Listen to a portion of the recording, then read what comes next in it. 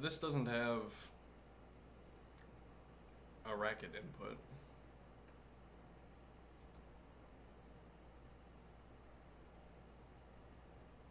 So we can't participate.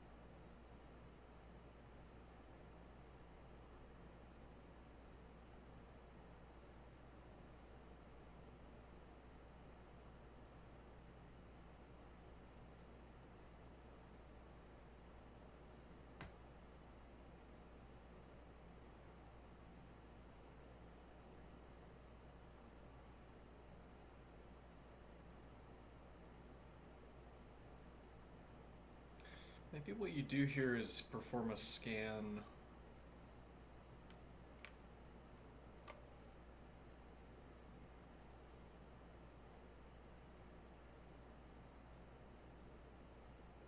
Perform a scan where you remove every element that is singular.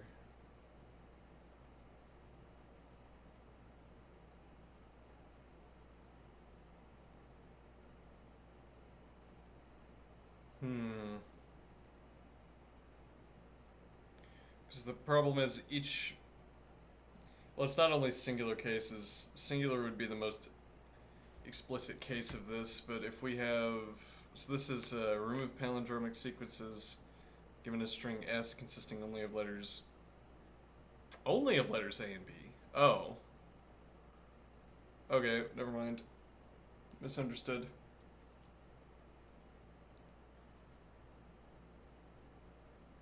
In a single step, you can remove one palindromic sequence from S.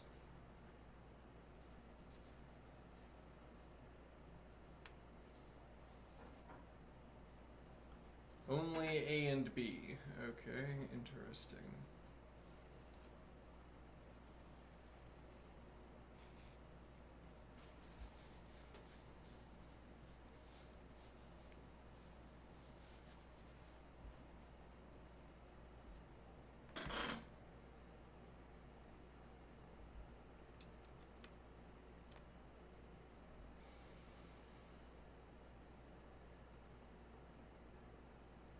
So subsequence is does not have to be contiguous. Okay.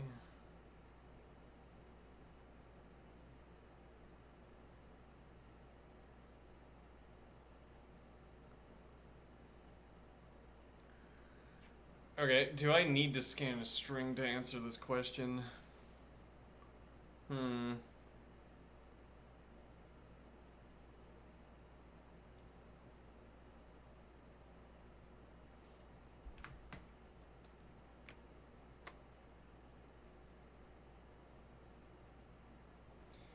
Yeah, well, like these two cases of ABB.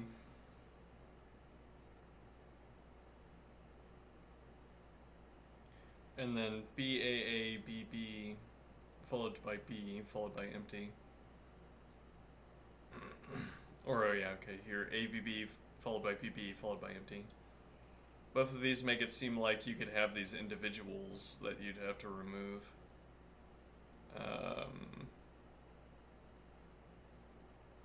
But these are both edge cases that you'd encounter at the end.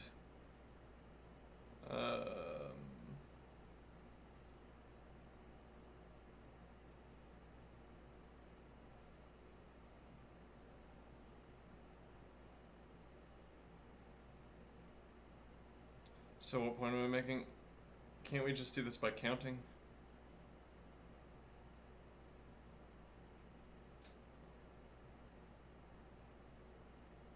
Isn't the answer always going to be either 1 or 2?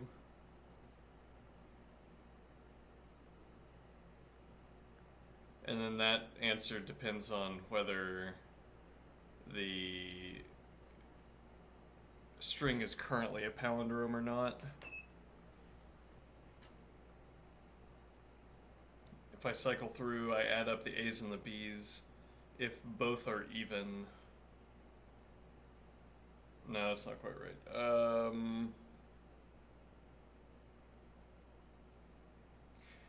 Yeah, well, so we need to scan whether it's currently a palindrome or not, and then the answer is always 2 if it's not already a palindrome.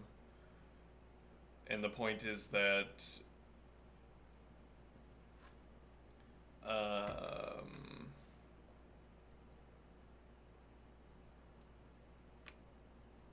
the point is that you have either an odd number of A's or an even number of A's.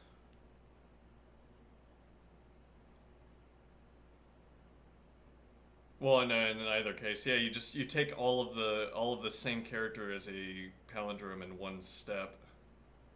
The subsequence is all of the A's. So in that regard, well, yeah, in that regard, this is a bad representation of this because, I mean, this works, but it's trivial. There's only one A. Here, the step would be you take all the B's at once and remove them because they're a palindrome, then you remove all the A's at once. Okay, so now this is a palindrome detector with an extra step. Detect if it's a palindrome, then return 1, otherwise return 2. Okay.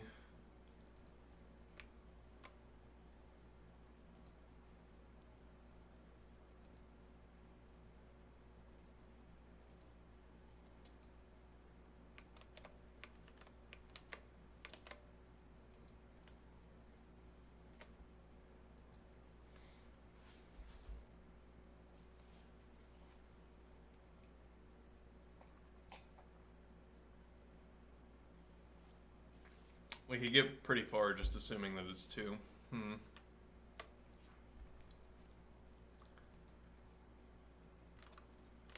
I mean, actually, 2 is a correct number of steps to complete this process. You'd end up, you'd have to have a good reason to know that this answer is 1 rather than simply returning 2 as the output for every case, but anyway. Let's see. Palindrome detector. Palindrome.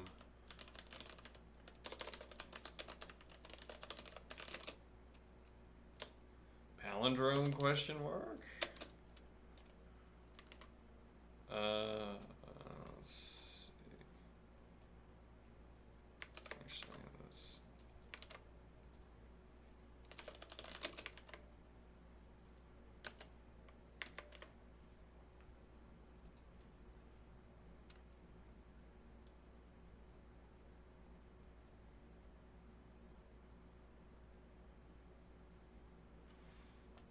We can do this with default arguments. Left pointer.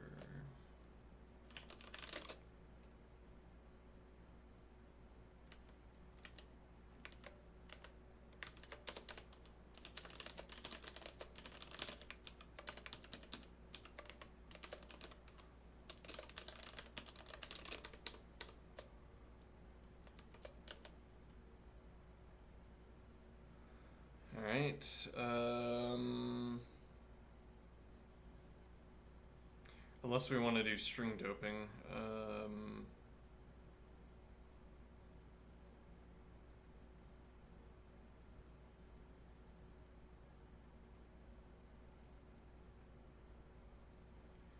String doping would involve changing the middle two elements, or the middle element. Well, no, changing the middle element doesn't work. You'd have to change the two elements around the middle element. No, that doesn't work either.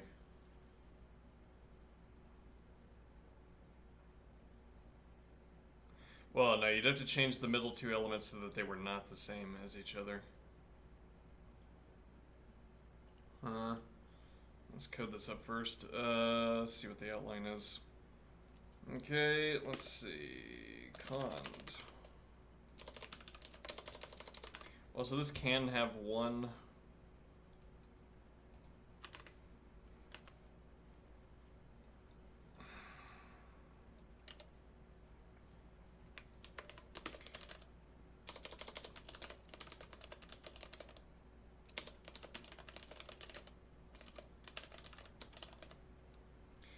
Am I going to make use of this? I'm not sure yet. We'll just do this and delete it if I don't.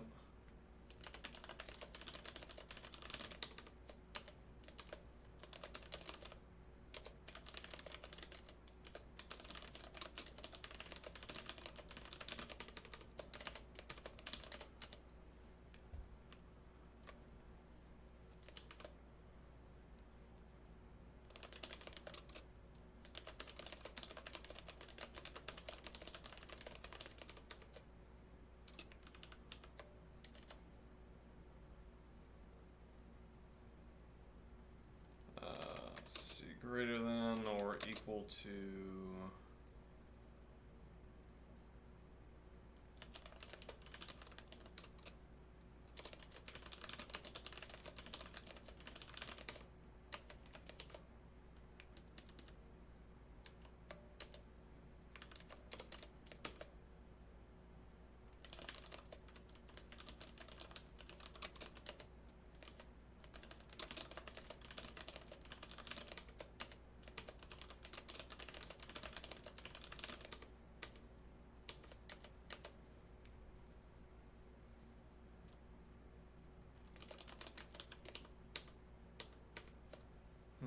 okay, that'll be it.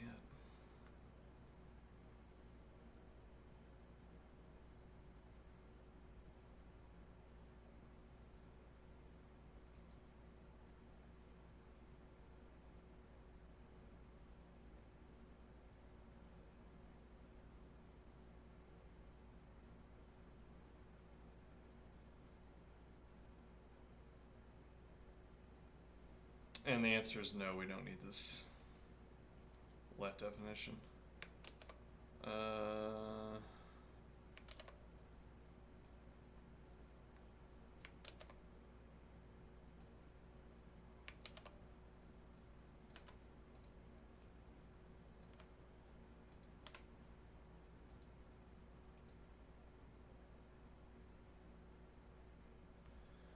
Now, what does the doping look like? So we remove this condition. Right, well, so a problem here, a potential problem here, we would have to nest, we'd have to block define in order to do the string doping.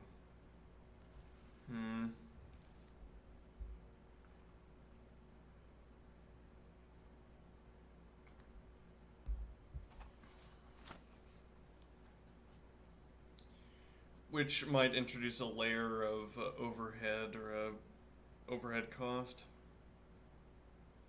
Because we'd have to have the opportunity to adjust S.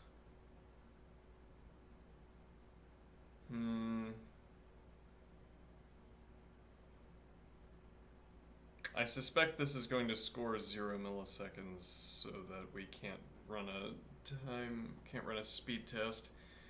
Otherwise, if we wanted to run a speed test, we would need a palindrome generator. I feel like we've tested this before, and indeed, doping is a little bit faster.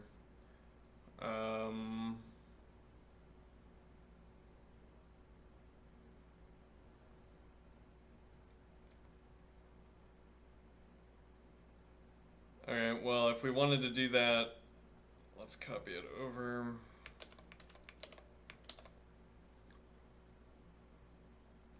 Alright, so string set, let's see, let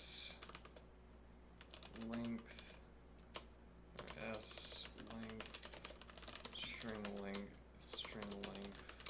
s. Okay.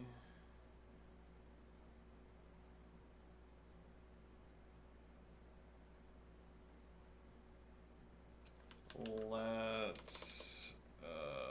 health down integer floor of s length divide s length 2. What is the point here? So we need, if we have an even number, we need to the left and the right of the center, and actually if we have an odd number, we also need left and right of center.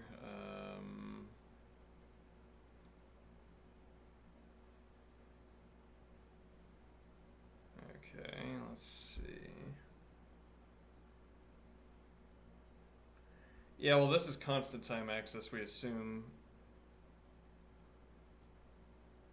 So we could do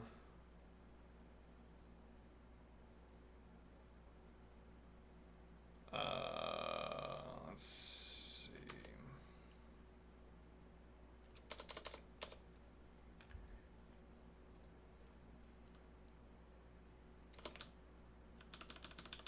So we'll define this string cycle function s string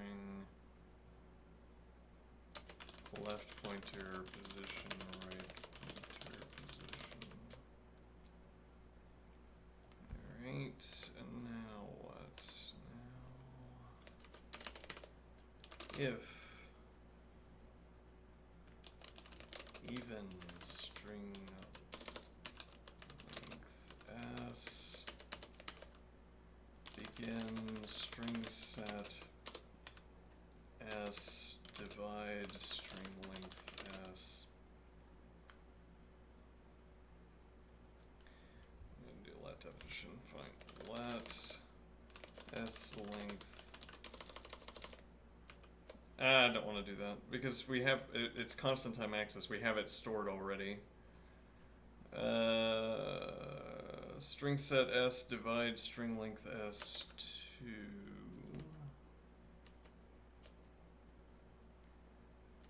Okay, and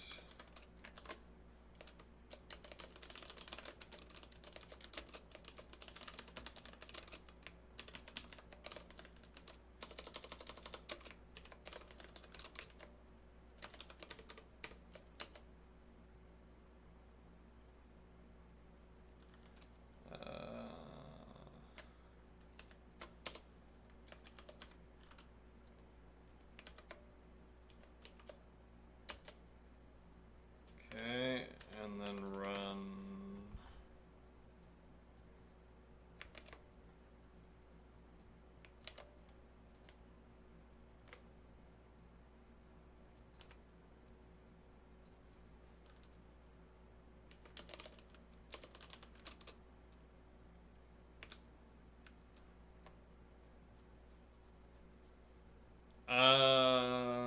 This would actually be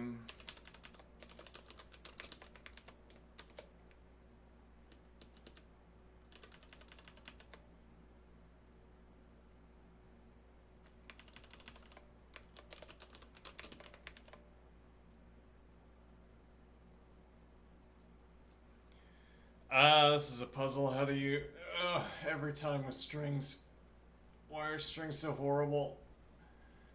If the string length is even, well, you have an even number of slots, that's correct.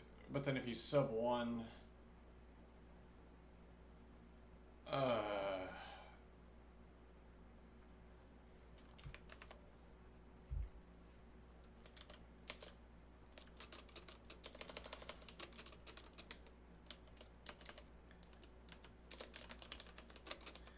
S length is 4. Okay. Now, what do we want to change? So if I take divide S length 2 is equal to 2, which gives me here. Okay. And then sub 1, that value is here.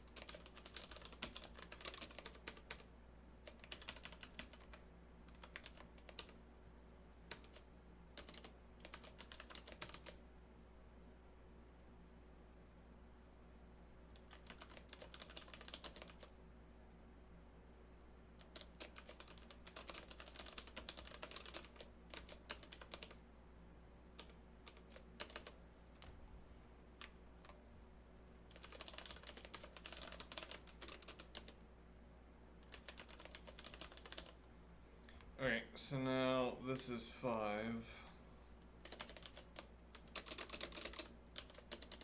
Let's suppose, well, it's odd anyway. So now,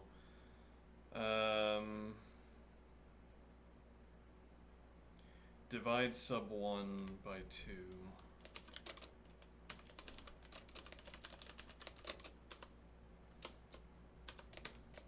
Okay, and that will also be equal to 2. Okay, which gives us this position. So I need sub 1 and add 1 of this value.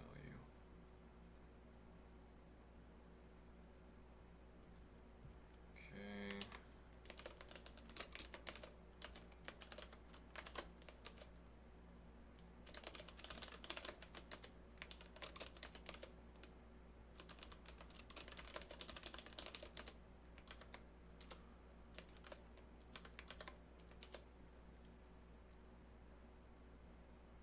Okay.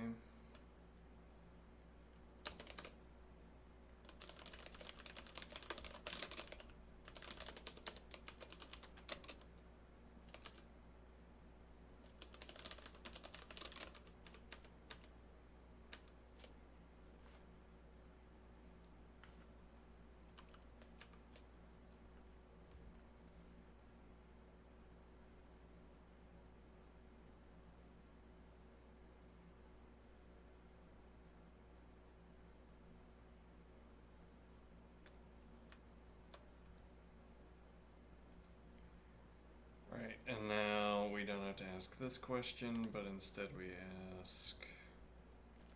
Actually, we could do.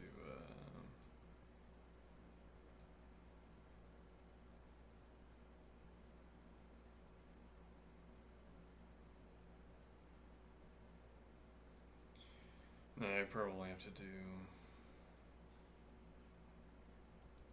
Well, why don't we have? Well, yeah, because we don't need it. Okay, yeah. Let's see.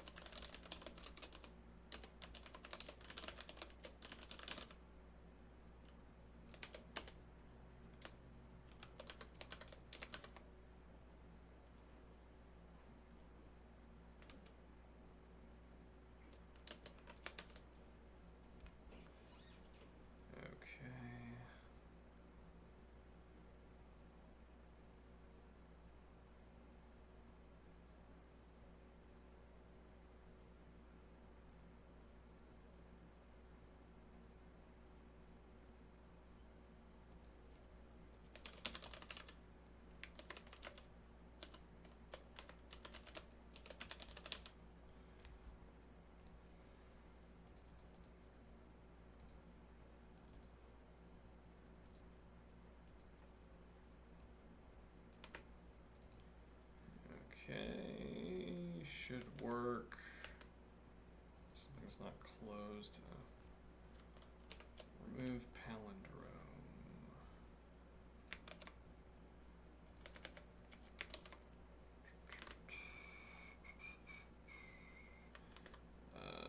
String copy.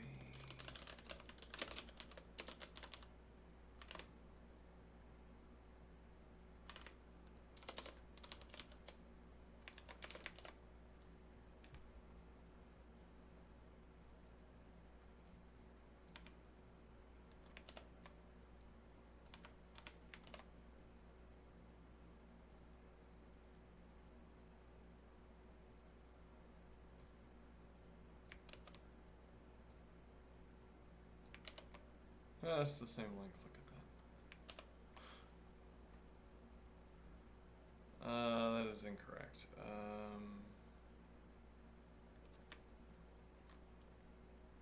Oh yeah, then we have to.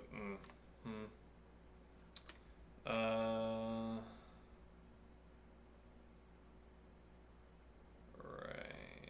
Let's see.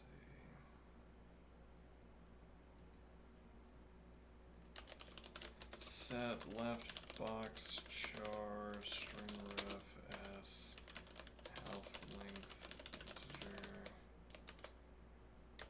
Set right box char string ref s. This will actually be sub 1. This will be add 1 half length integer. Okay.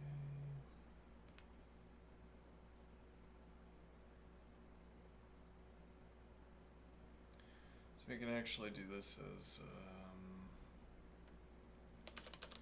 sub 1 here. And then we remove this sub 1, this is plus 2.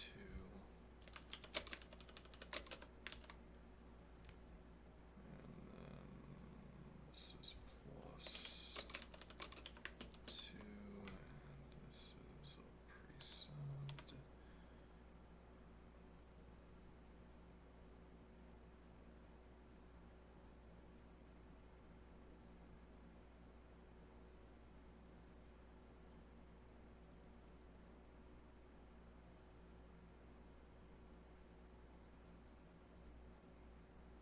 Yeah, this is incorrect.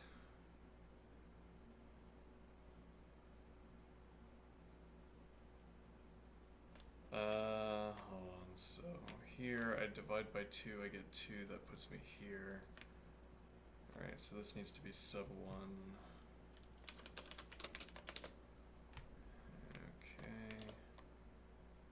Now we need left box char and right box char. And then we have to do an if clause. Actually, we need this as well.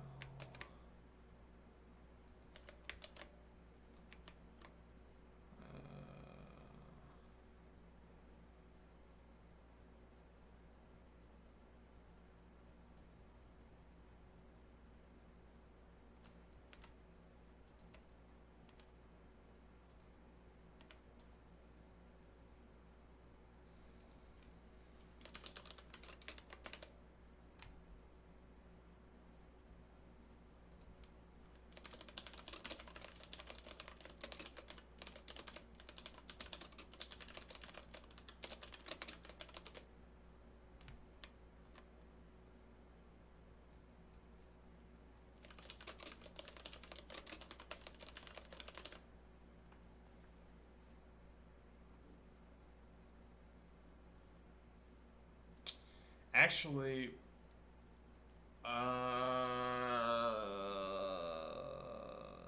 let's see.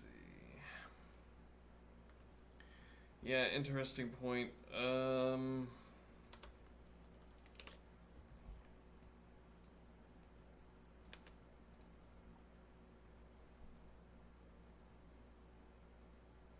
Yeah, we don't have to do any of this. We don't have to set boxes. And the reason we don't have to set boxes was.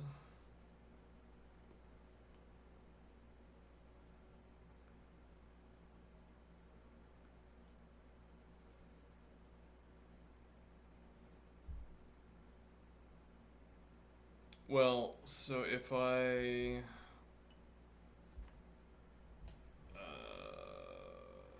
let's see here.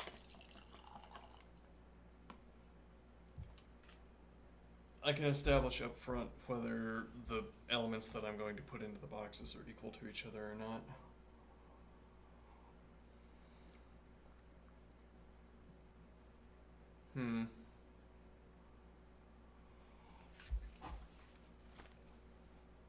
So here I could do if char equals, okay, then actually let's get back these. All right, if char equals string ref s sub 1 health length integer string ref s health length integer,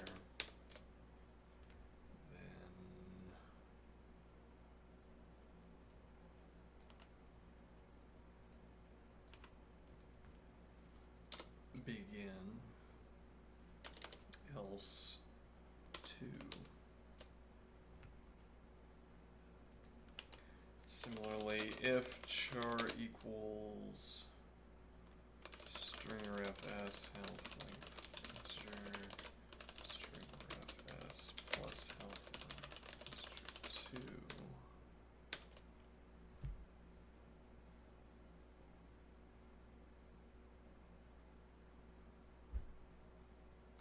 sub 1 slash sub 1.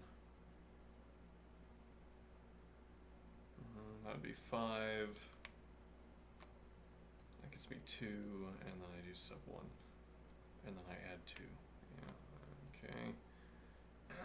Char equals, then begin. No need for these boxes.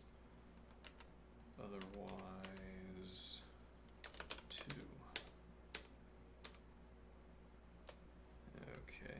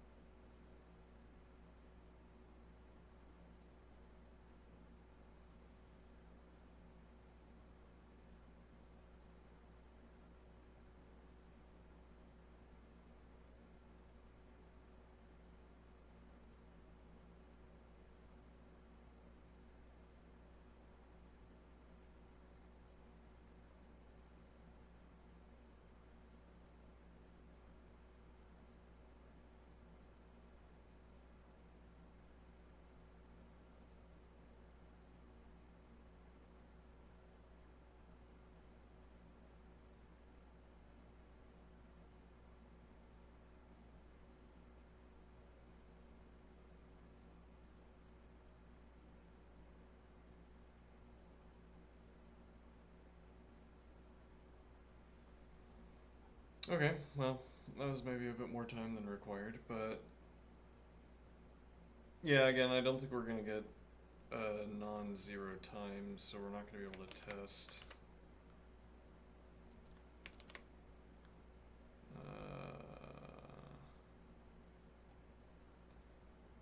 Let's see, so with this, we have to put these default argument.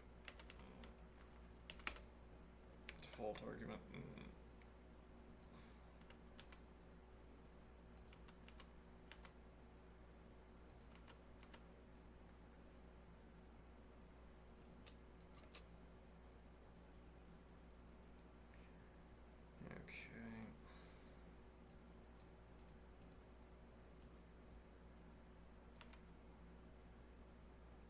actually, we just remove that entirely. Okay, run. Too many parents.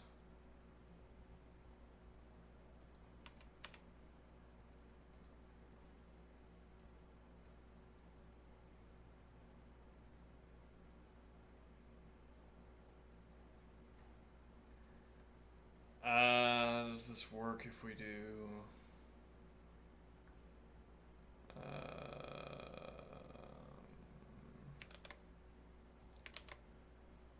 remove palindrome A1? Alright.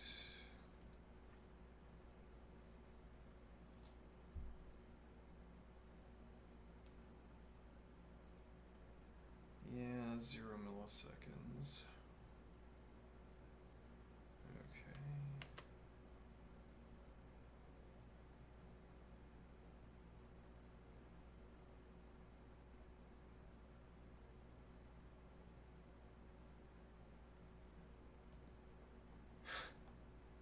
Hmm.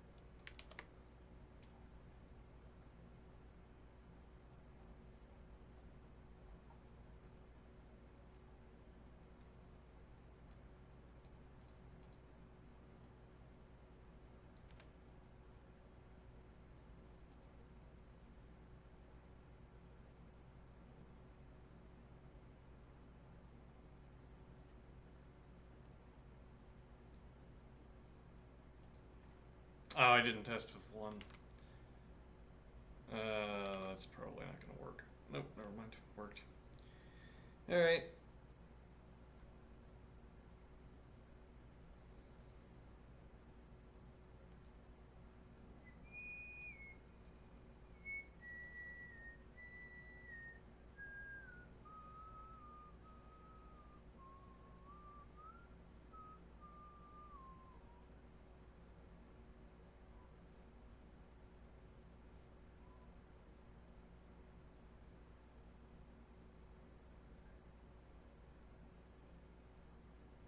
Maximum of 2 operations.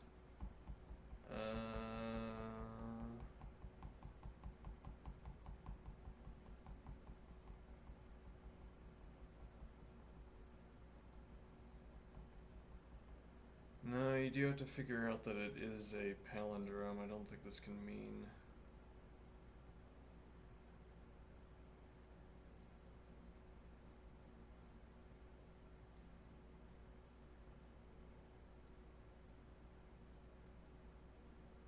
Oh, I see. Okay.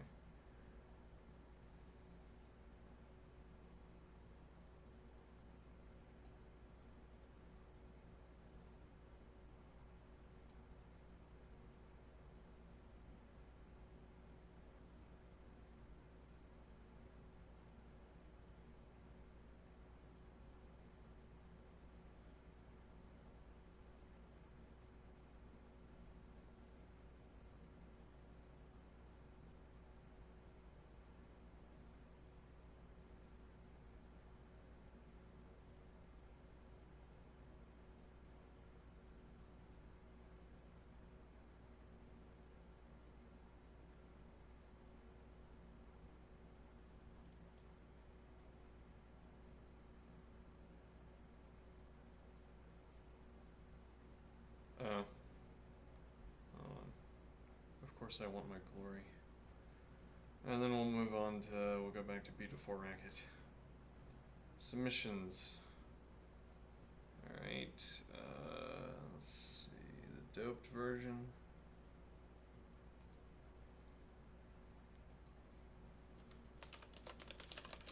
Zero milliseconds. 2.1 megabytes.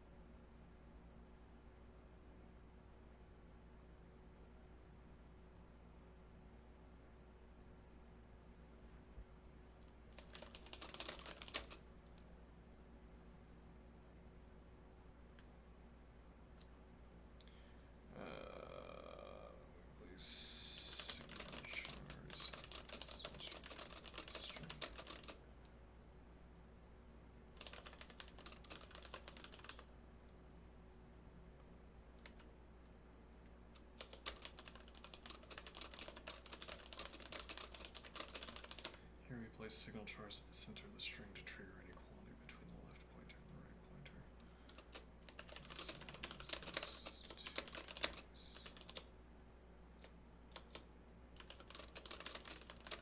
This allows us to guard the termination clause. Check inequality.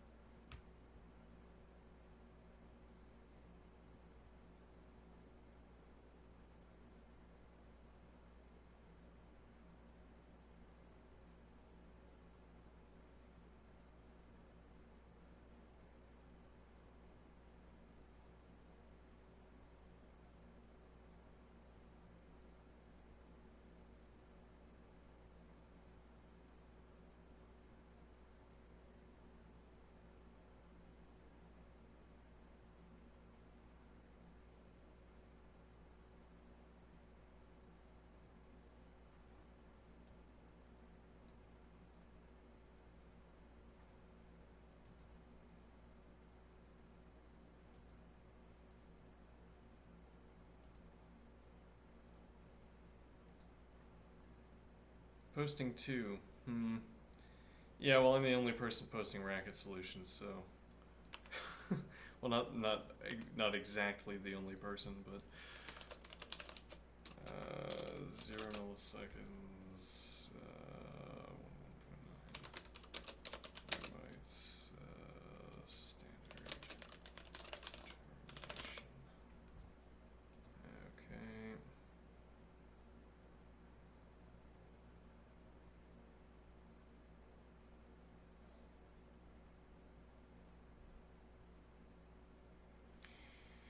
Okay.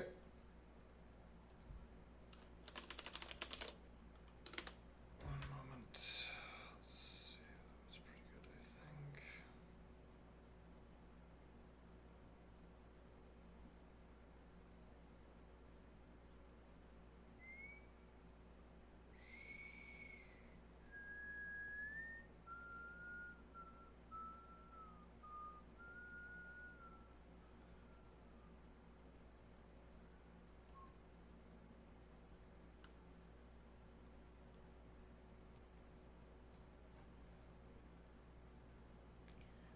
Okay, so what are we going to be working on? We are going to be working on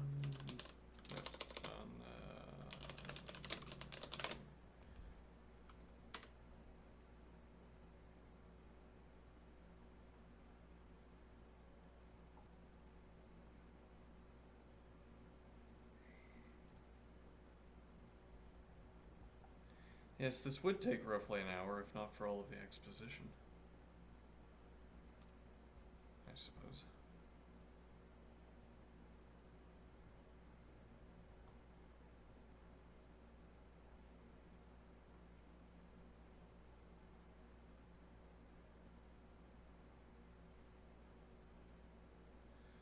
Let me clean my glasses real quick.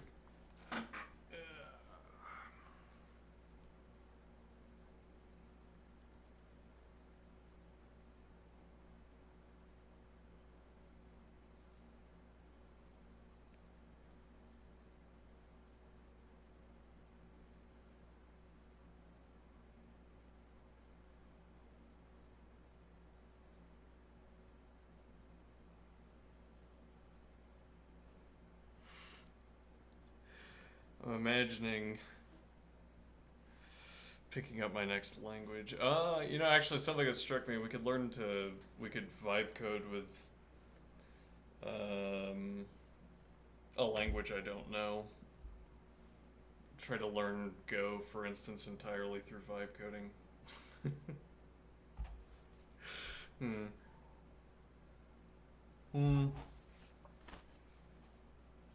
I mean, more realistically, we could see how hard it is to learn, or see whether it's beneficial to have a model on hand when trying to learn a language. As the first step in running a source file with a lang line, Racket passes the source code to the reader for the language. Okay.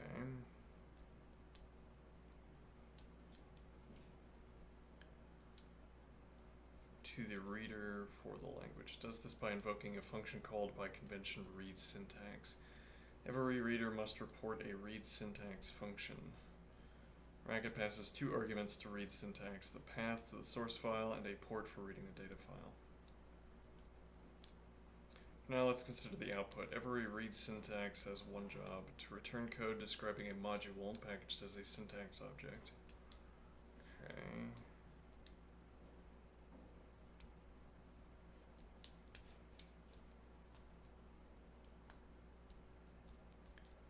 Racket will replace the original source code with this module.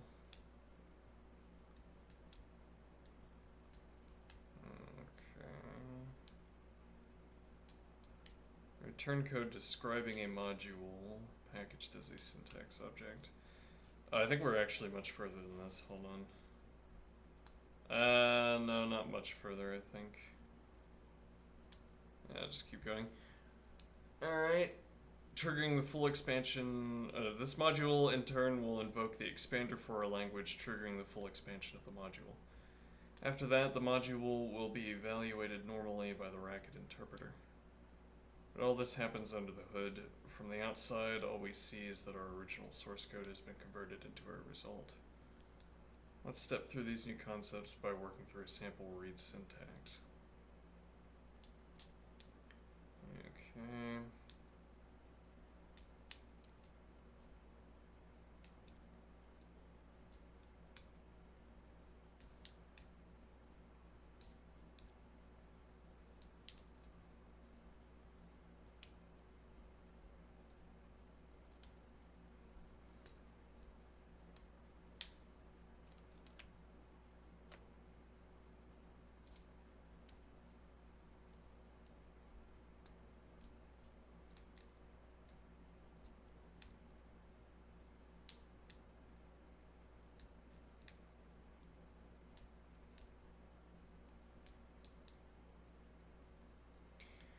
To create a function, we use define. Okay, define read syntax path port. This line sets up a function called read syntax that accepts 2 arguments. These are positional arguments, so we can name them whatever we like. We'll be boring and call them path and port. We also need to export read syntax so it's available outside this file. In Racket, all definitions are private by default. To make a definition public, we use provide. Okay. The body of read syntax performs 2 tasks. First, it reads the source code from port. Okay, port is a generic interface for input or output that can be read or written incrementally, that is, piece by piece. For instance, if we stop reading an input port, the port remembers where we stopped. The next time we read from the port, we can resume in the same place. Input ports are useful when we're wary of the size of the file on the other side. It might be too humongous to fit into memory. This is roughly where we stopped yesterday. This reminded me of an alternative solution to a leetcode problem that I tried implementing and which failed. In Stacker, that won't be a problem, so let's just read everything from our port at once. Define source lines, port to lines, port.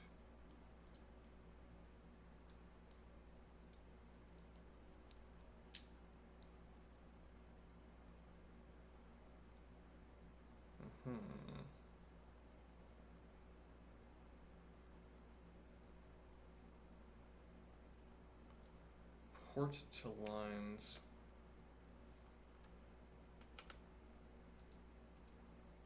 Is that language specific? No, it doesn't look like it. Input and output. Seems like it's a lot to learn. Read all characters from in, breaking them into lines. The line mode argument is the same as the second argument of read line. Okay.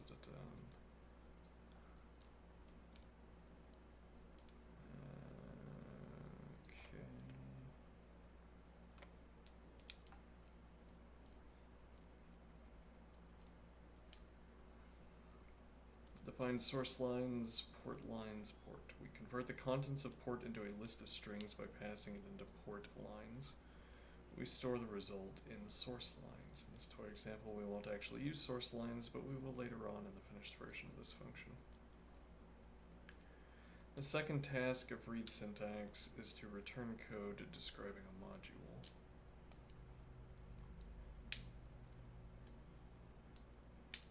In Racket, a module is the basic organizational unit for program code. Like everything else in Racket, a module is an expression. Code for a module expression follows this pattern.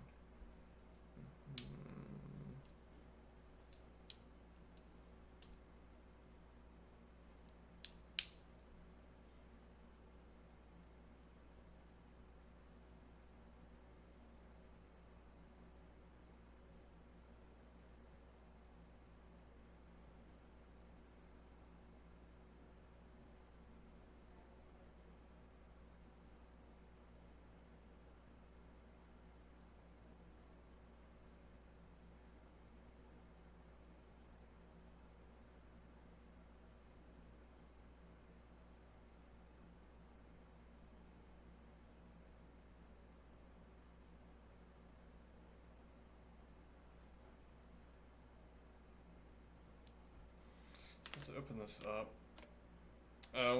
What number was this? Let me see here. Hold on. Yes. Okay.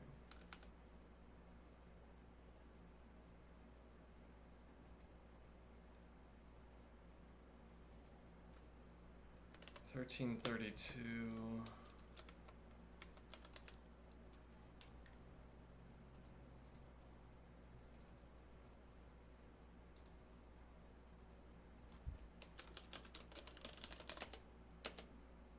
Oops.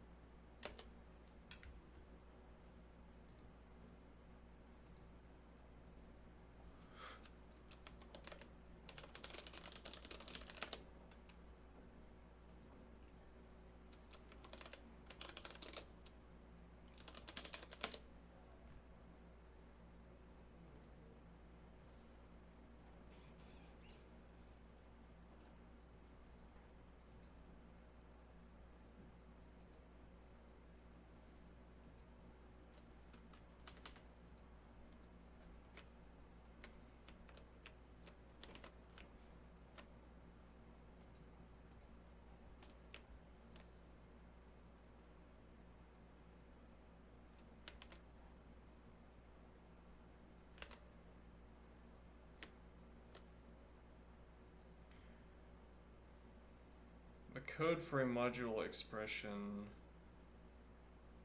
follows this pattern. Module, module name, which expander. I see. So we have module, module name, the expander that we're using, and our text to expand and evaluate. Alright, so our sample module code, module LucyBR42, means a module named Lucy using the expander from the BR language. It evaluates the expression 42. Module name is arbitrary, it doesn't affect how the module works. The expander, however, is highly consequential, it determines how the expressions inside the module are interpreted. Here we can use the BR shorthand because that language is already installed. We can also use an explicit path string to designate a source file with an expander, for instance.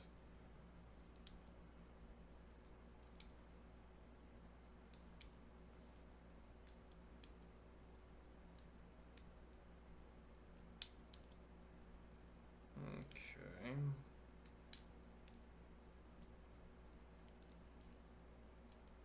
We still need to convert our module code into a syntax object, which is a way of treating code as data. We can use the syntax object to store a chunk of source code so it can be evaluated later. Here's how we do that.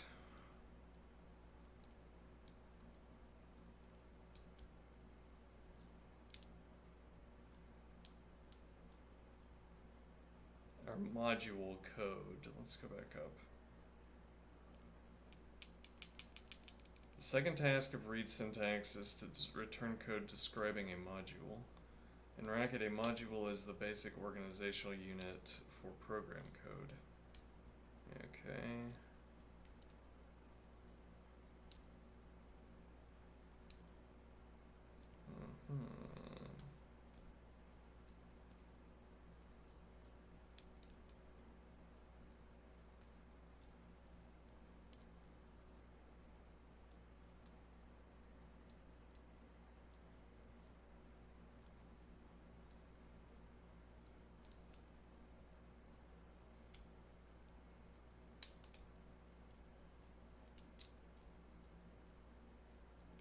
First, return the expression into a datum, which is the raw representation of the code as it appears in the source. A datum is not unlike stashing code inside a string, but one step evolved because it preserves the list structure of the expression. Strings, by contrast, are inherently flat.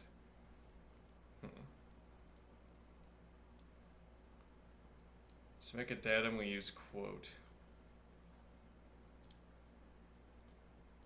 Okay. Yeah, I'm not sure what context in which we're going to be doing this yet.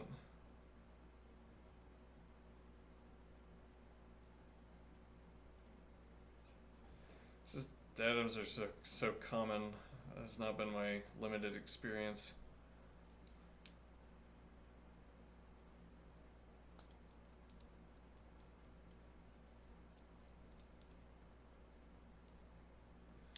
So define datum quotes this, which was in turn this expression. Okay, so this actually is already quoted. Okay, and that is... I don't know why this says... Did that originally say false? Yes. Okay. I guess I don't know what the datum to syntax argument is.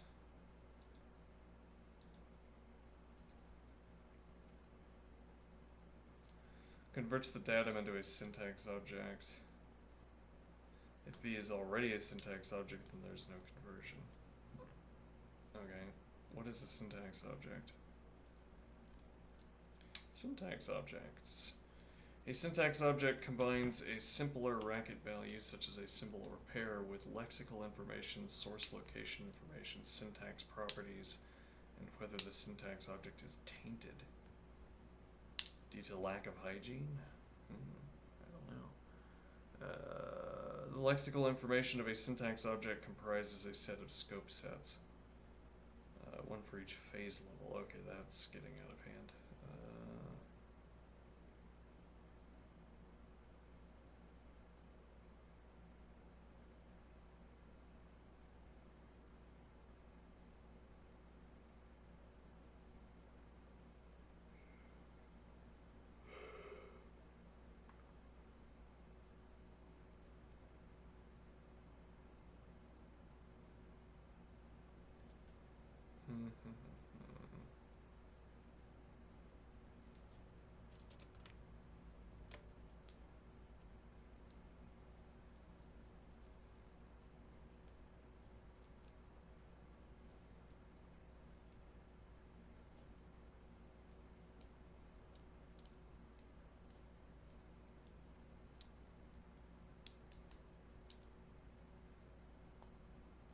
Yeah, I think that we're going to have to get an explanation for this as we go along in context.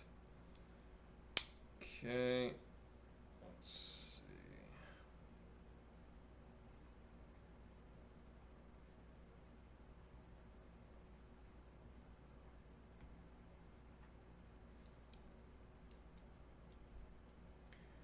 So this observes that quoting this sequence gives us a list with length of 4 because module Lucy BR42 or the 4. Alright. Then we turn our datum into a syntax object. Under the hood, a syntax object is just a datum with some extra information attached, including its context within a program. We can upgrade a datum to a syntax object using a datum to syntax. Okay. The first argument of datum to syntax is the program context we want to associate with the code. Okay, we don't need to do that yet, so we pass false for the context. The second argument is our datum. Program context, yeah, we'll have to see that when it becomes relevant. Finally, we need to return this syntax object as the result of the function. Racket has no explicit return statement. The return value of a function is just the last expression that appears in its body. So as long as our syntax object is the last expression of the body of read syntax, we're good. Okay, also what time is it? Alright, let's see.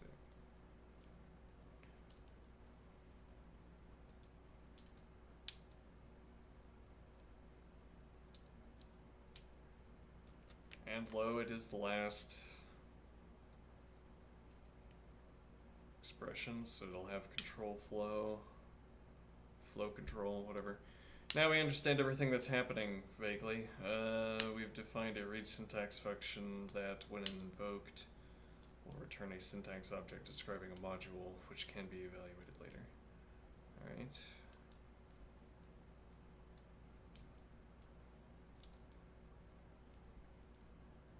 Evaluated later, like when we invoke the stacker language. Let's see how this works. To return to stacker_test.racket, we return to stacker_test.racket. This time, let's insert some dummy arguments. Foobar Zam.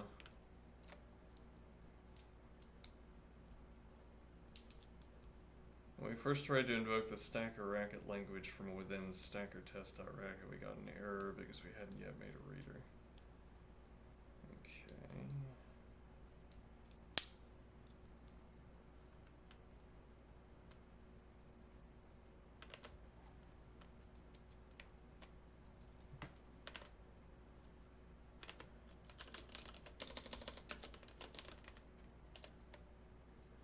We get back 42. If I come over here and change this to 53, sure. Then I get 53. Okay.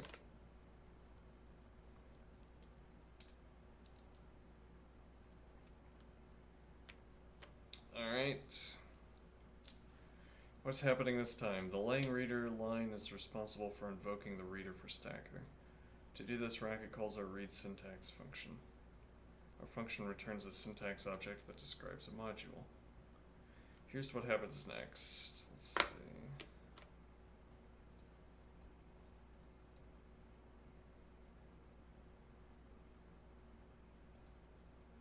You have to be really careful.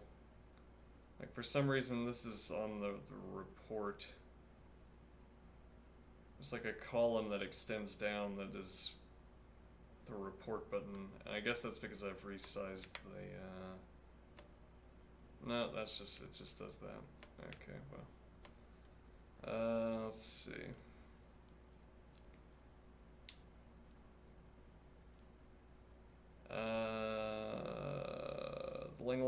The lang reader line is responsible for invoking the reader for stacker.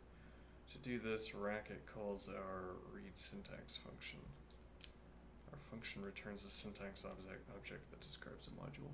Here's what happens next. The source code in stacker_test.racket is entirely replaced with a syntax object returned by read syntax. So under the hood, this file becomes this. Okay. Once our syntax object gets moved into its new location as real code, it looks just like our module expression datum, except that it's no longer quoted. Okay. This makes sense. When we made the module datum, we wanted to treat the code as data, so we prefixed it with an apostrophe. Now we want to reverse the alchemy and treat the data as code, so it gets unquoted. After that, the module expression is evaluated, producing 42. Okay.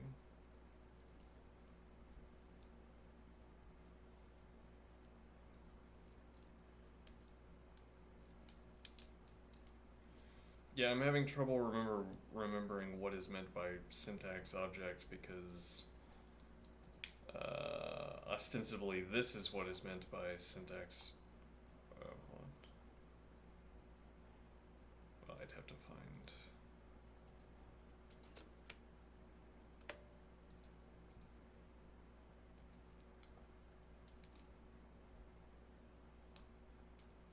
Maybe this is a better introduction.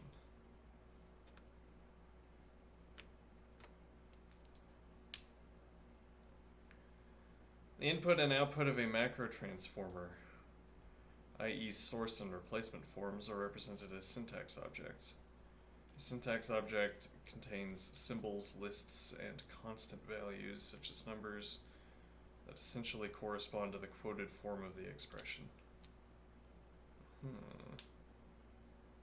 For example, a representation of the expression +1, 2 contains the symbol plus and the numbers 1, 2. on a list. In addition to this quoted content, a syntax object associates source location and lexical binding information with each part of the form. Source location information is used when reporting syntax errors, for example. The lexical binding information allows the macro system to maintain lexical scope.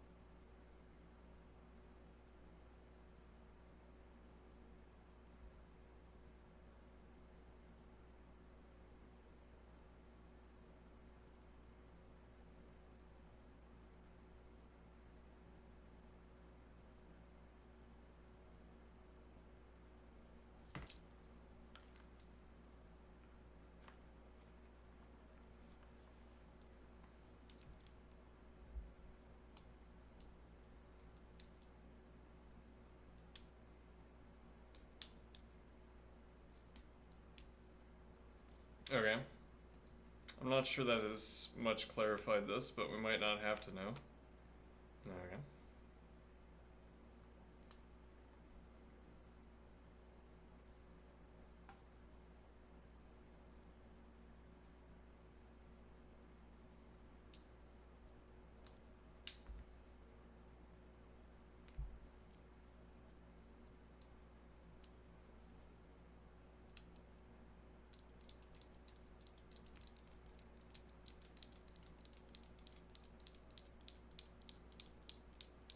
Our read syntax is responsible for reading the lines of our source file, for now ignoring them, and returning a syntax object. The new magic we're witnessing is that after Racket has passed the source code to read syntax as an input port, it replaces that source code with the result from read syntax. Okay.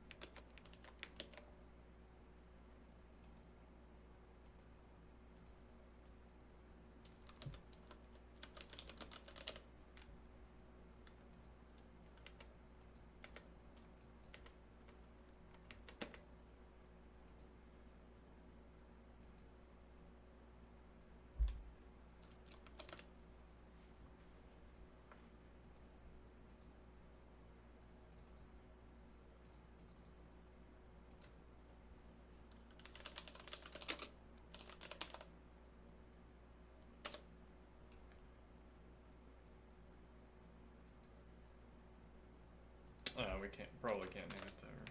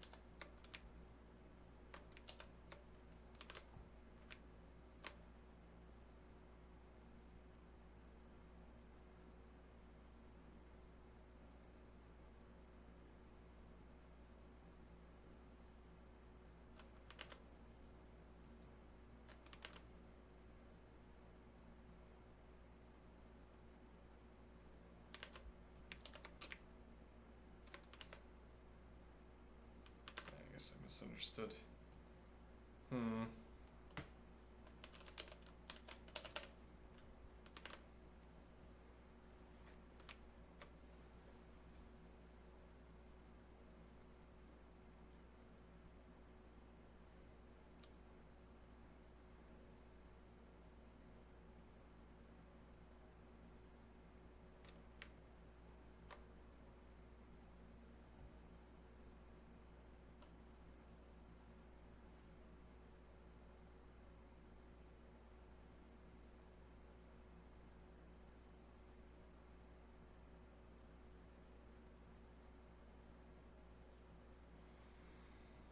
Okay, so we're going to wrap every expression in a handle form, and we're going to insert these new forms into the module we're returning as a syntax object.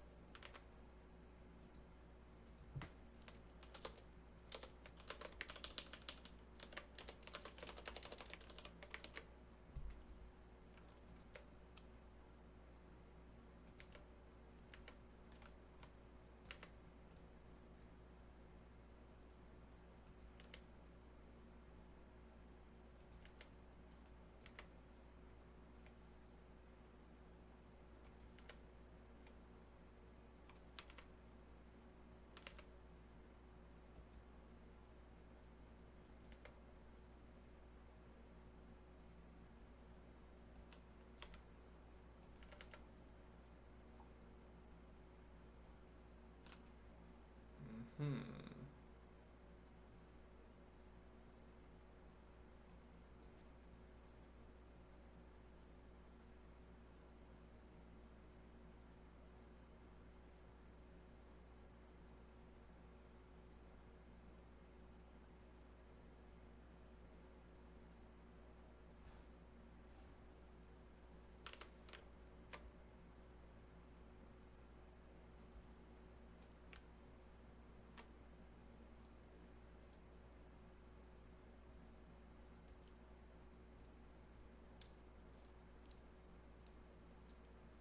So see in the next section, this code will raise an error when we try to use it as a language.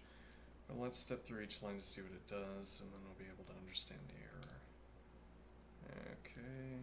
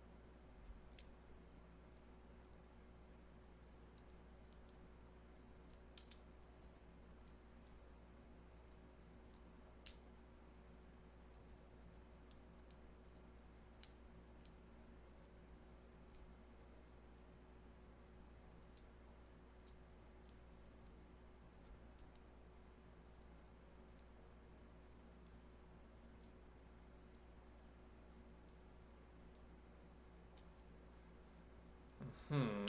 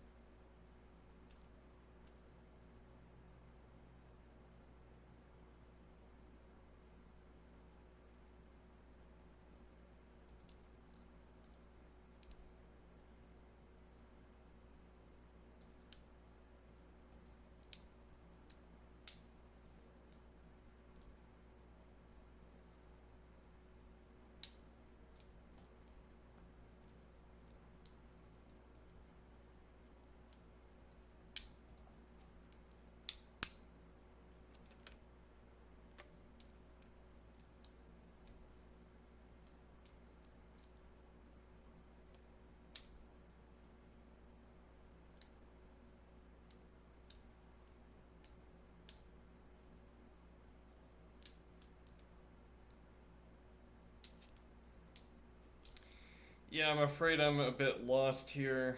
I think we'll become unlost at some juncture, but I'm not finding much to talk about. I'm just gonna keep going.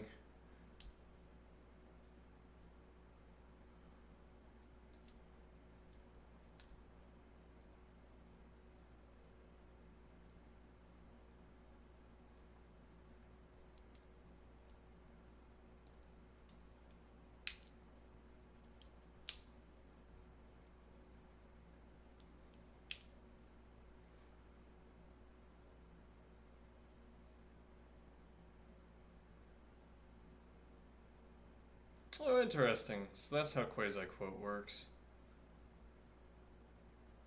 Interesting. Yes, actually, we've struggled with that in the past. I didn't know how to,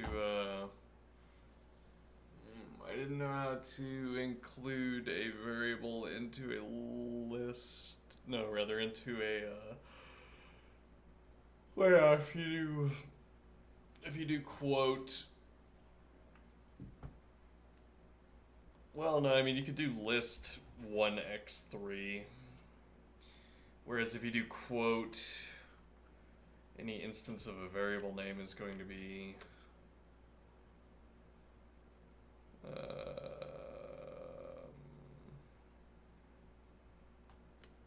any instance of a variable name is going to get turned into a symbol. But here, backtick, which is quasi-quote, allows you to use x if you if you preface it with a comma, which is our first use we've ever made of a comma. Interesting. To insert a list of multiple values, we use the unquote splicing operator, which is a comma and @ followed by the variable. The unquote splicing operator merges our sublist with the surrounding list. Okay.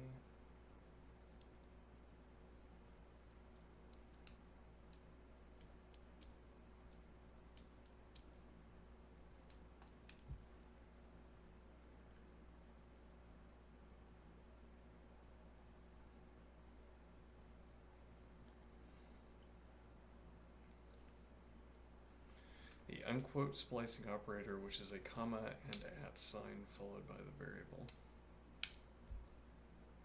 The unquote splicing operator merges our sublist with the surrounding list. So we define x as list, and then we have comma add x's.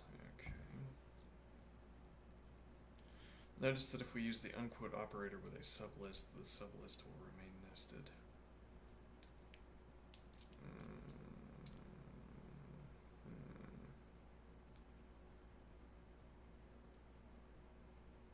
So the difference here being the @ which is the unquote splicing operator, as opposed to the unquote operator, which is the comma, apparently.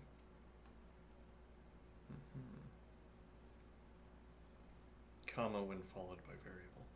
Notice that if we use the unquote operator with a sublist, okay, now we can understand what's happening with our module datum. So we have our source datums. Oh, wait, hold on.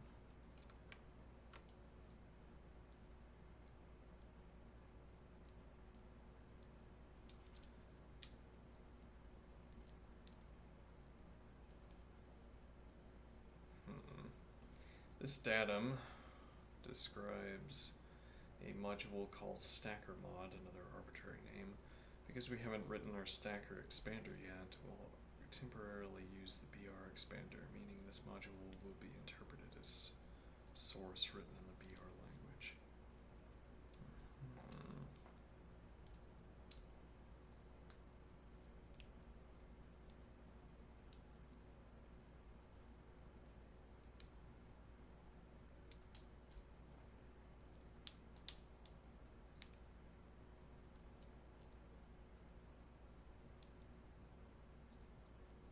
Which I assume is taken from this BR here.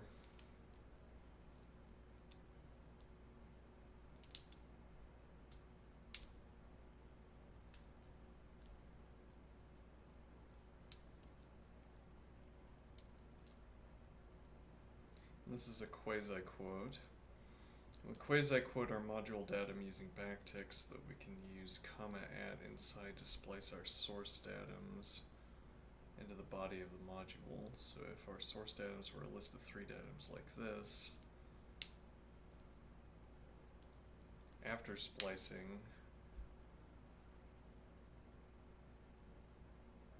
yeah, okay, so up here we have 41 comma at xs. Yeah, okay, at x is 45, where it's in the middle. Here it's at the end, which makes it look like it's some kind of distinct argument, but it's still contained within the backtick here. Actually be here. Okay.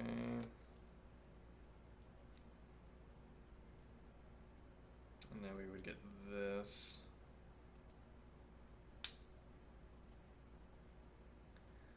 Move on to the last line of our function. Okay.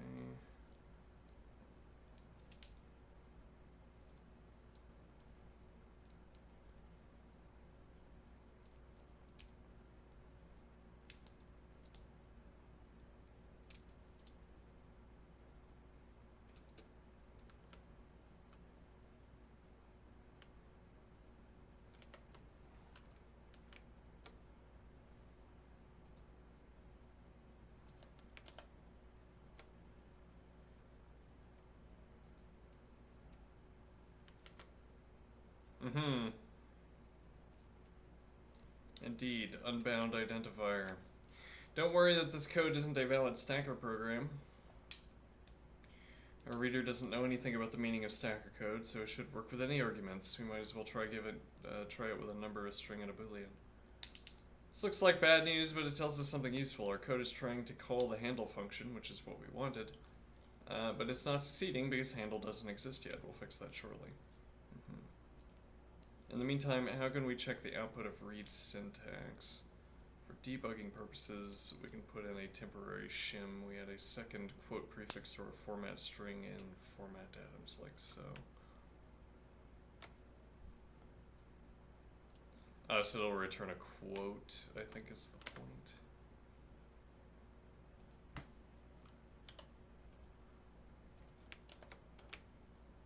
Yeah. Okay.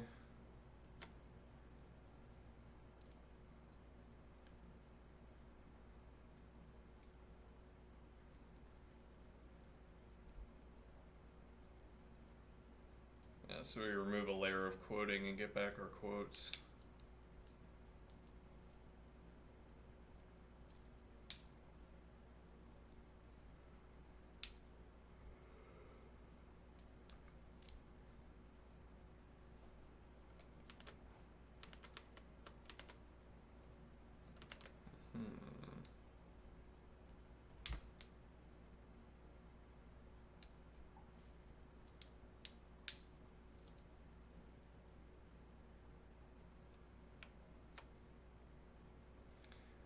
Interesting.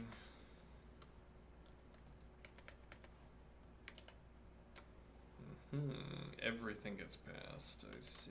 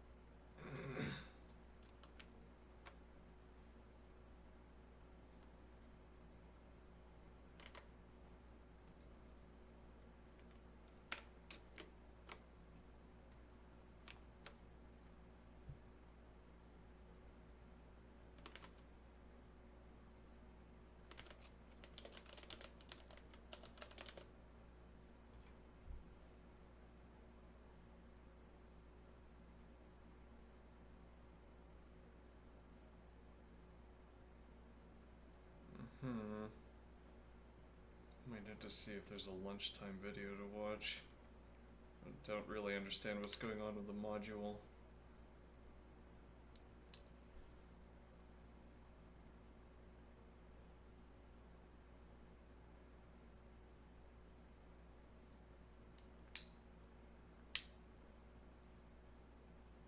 Maybe I don't need to know what's going on with the module.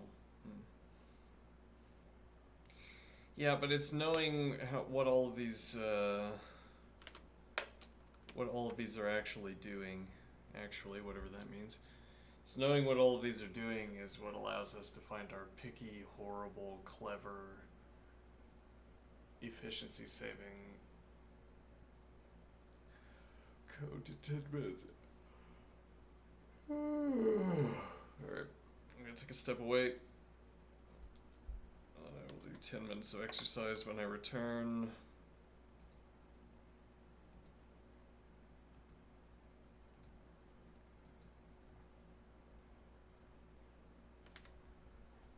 Okay, go back.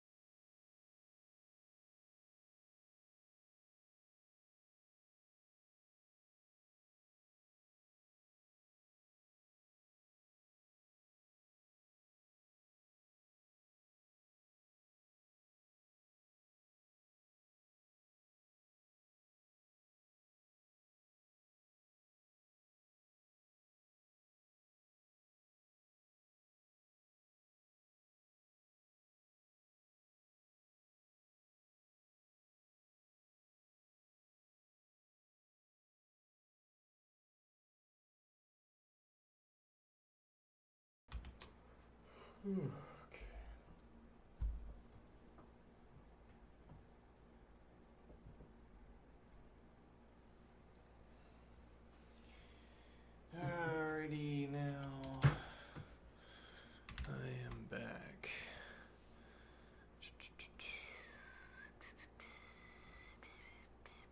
I already did that. Apparently. Okay.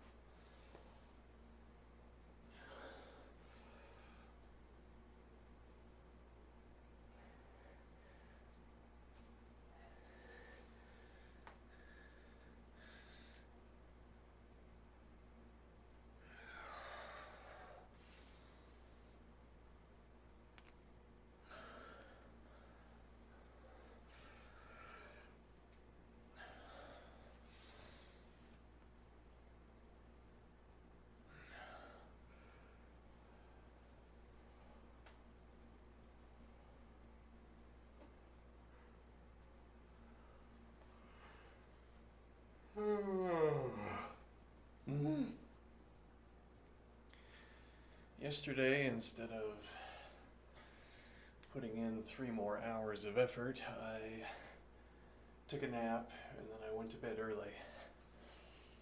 And I am still tired.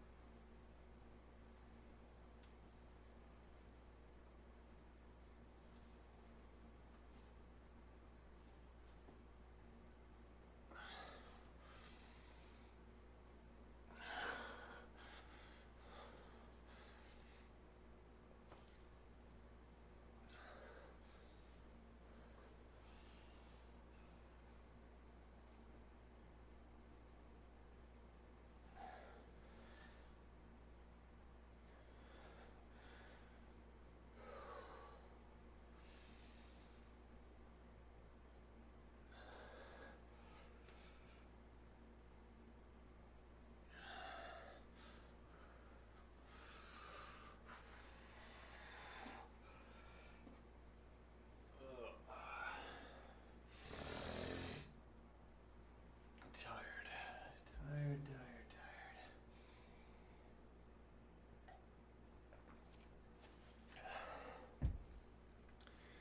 I'm not so concerned with getting down all of the particulars of what the syntax object is, what a module is, because what those really are,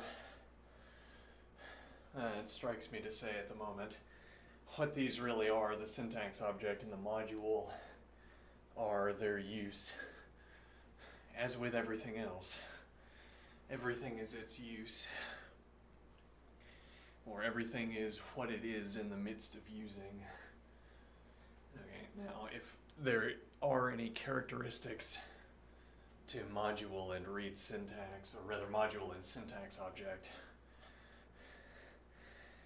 those characteristics are going to come out in the midst of use. And so in the future there will be some problem I have or some requirement I need to meet that will involve knowing more about module and read syntax. But also it's only when I need to know more that there is something more to know. Otherwise it's just verbiage, it's just memorization. It's not incorporated into any activity.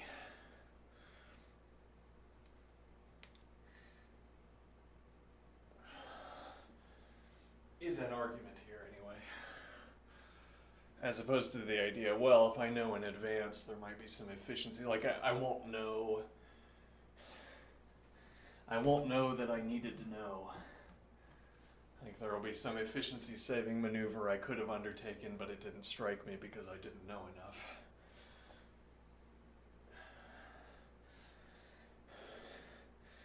Is the alternative. There would be an unknown use, you might say, for that knowledge.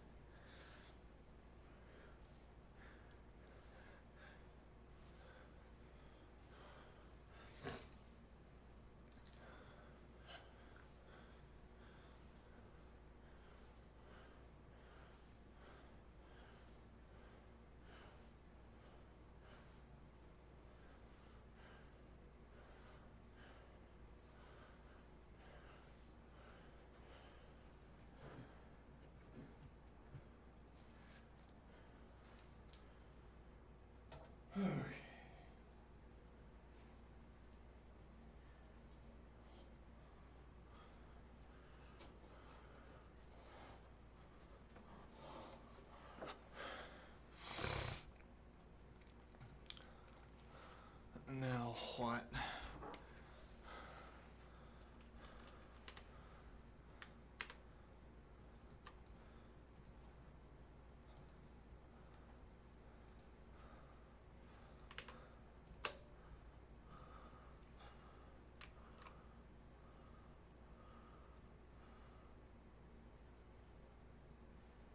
To recap, every language in Racket has two essential components: a reader, which converts source code from a string of characters into parenthesized S expressions, and an expander, which determines how these S expressions correspond to real Racket expressions, which are then evaluated to produce a result. Alright. We're done with our reader. Now we'll make our expander. First, why is it called an expander? Recall that our reader consisted of a read syntax function that surrounded each line of the source code, the source file, with handle, in essence expanding it. The expander will perform a similar process on the rest of the code with the help of macros.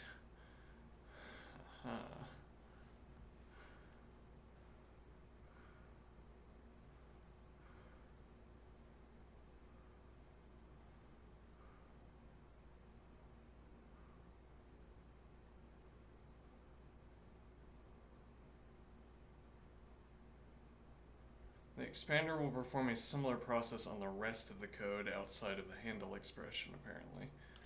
Alright, introducing macros. Turns out that a lot of things in Racket that look like normal functions are actually copying and rewriting code when the program is compiled. An event we'll call compile time rather than being invoked when the program is evaluated. An event we'll call runtime. Suppose we use and within a program like so. Okay.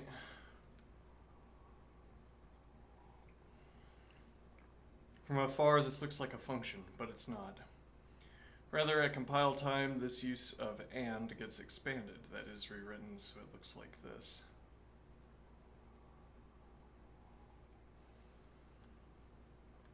Indeed. The evaluator does this for us.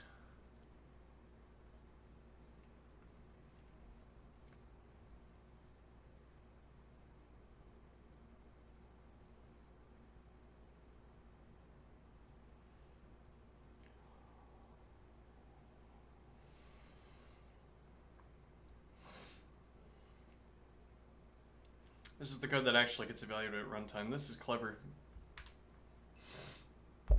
Maybe basic, but clever. So this is and cond A, cond B, cond C. If cond A, if cond B, then cond C. Because then it just depends on the truth value of cond C. Interesting. This is the code that actually gets evaluated at runtime. Let's not be alarmed, these nested if conditionals mean the same thing as our original and. The expander has simply rewritten the and expression as the equivalent nested if expressions. With Racket, and belongs to a special and important class of functions called macros. Macros have a restricted interface. They take certain code as input, packaged as a syntax object, and return other code as output, also as a syntax object. Thus, macros are sometimes known more precisely as syntax transformers. We can think of them as a sophisticated form of search and replace. They're like regular expressions designed to work on code fragments rather than strings. Still don't know anything about regular expressions. Well, you know, it's hard to figure out what the correct routing is for, or correct ordering for what you learn. Usually you have teachers that tell you that. Strictly speaking, macros are functions, but it's conventional in Racket to call them macros, and reserve the term function for a procedure that's evaluated at runtime. Okay. Macros are functions, but it's conventional in Racket to call them macros. Okay. Yeah, that's what struck me while reading about macros to the limited extent that I have. They're just functions. They don't seem to work any differently from just defining an abstraction for a function, or giving a name to a lambda expression. And reserve the term function for a procedure that's evaluated at runtime. So if we talk about converting a function into a macro, that's the intended contrast, okay? So the macro isn't evaluated at runtime. It's devaluated at compile time, question mark? Yeah. Let me make sure that's right. It turns out ignore or actually copying or rewriting code when the program is compiled. Okay, so actually a point here, this might be a critical difference between macros and other functions, namely that if I'm not sure, but if I write a definition for a lambda expression, that gets its use gets evaluated at runtime. If I construct a macro, that gets evaluated, that gets copied and replaced at compile time.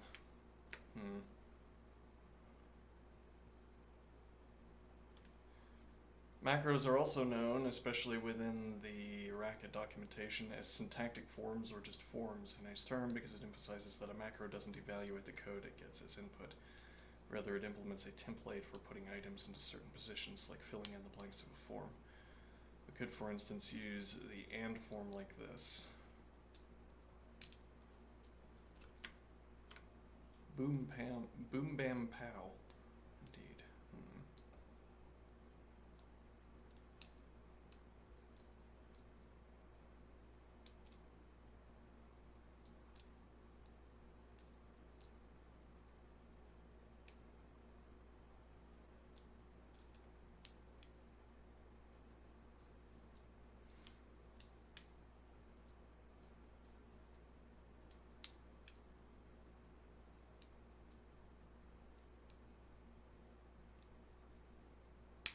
Huh, I didn't know that.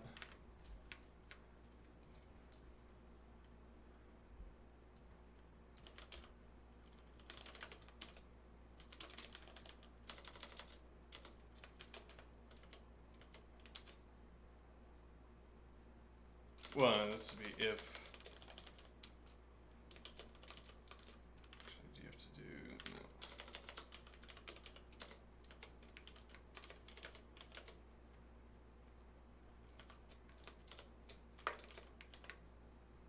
no? Huh.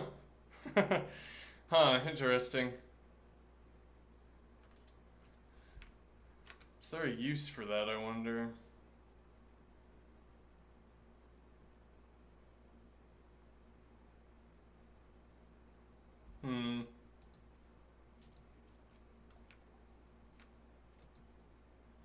Well, this does something like if I could tell this to make a function call,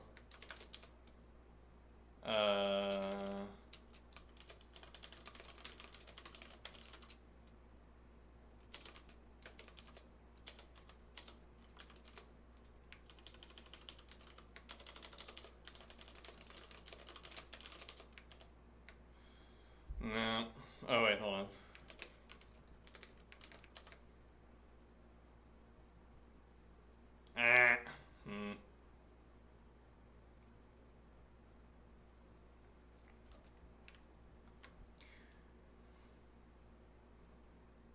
Yeah, well, this would be doing exactly what I want out of.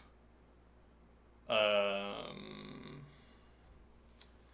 me think. So sometimes doping would benefit from having a sort of terminator operator.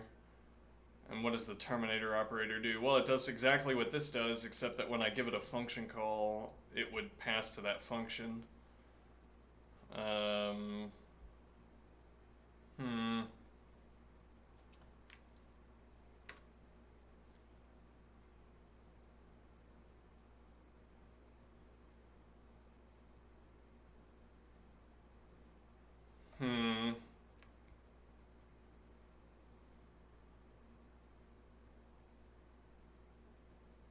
Yeah, well, this wouldn't work anyway, right? Because if I had a datum, typically, data might be the wrong word. If I had, well, I mean, if, like, we would have an expression like if greater than x5. Okay. Now,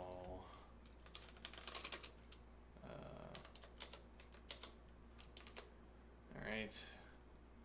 Now, if greater than x5, return 5 else 6. For whatever reason. Alright, now in this case, if x were error, that wouldn't work, right?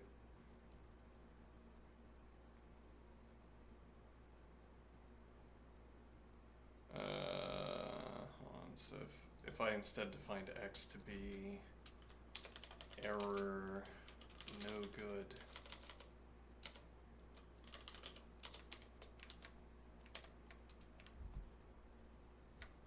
interesting. Doesn't even let me pass it like that. So I wouldn't be able to put this in a list either. Define x.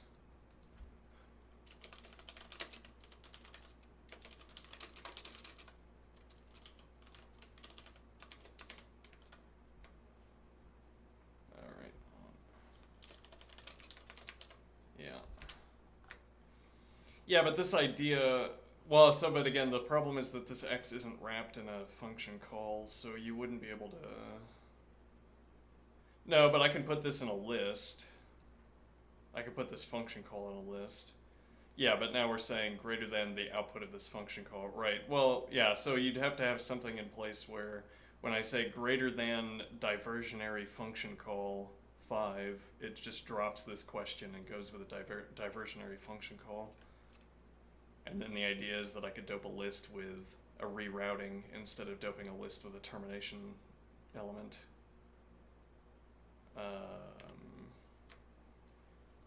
Now, what would the point of that? I don't know. I don't have to put in. Yeah, it would be, in a way, it would be syntactic sugar, because if I say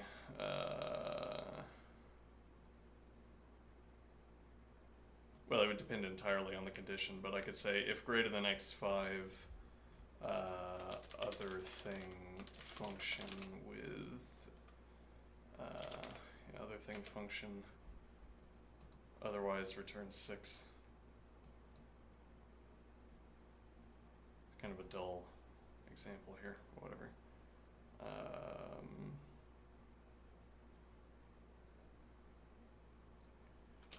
I am struck by a sudden requirement to take another break.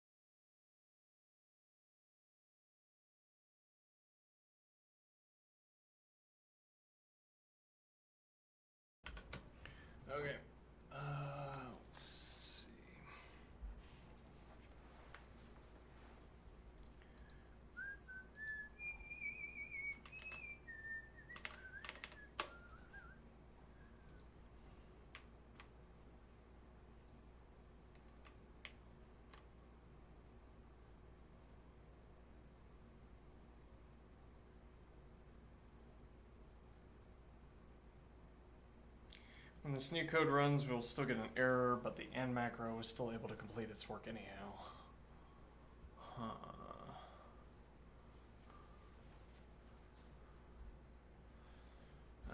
This brings us to 3 golden rules of macros. At compile time, a macro takes one code fragment as input and converts it to a new code fragment.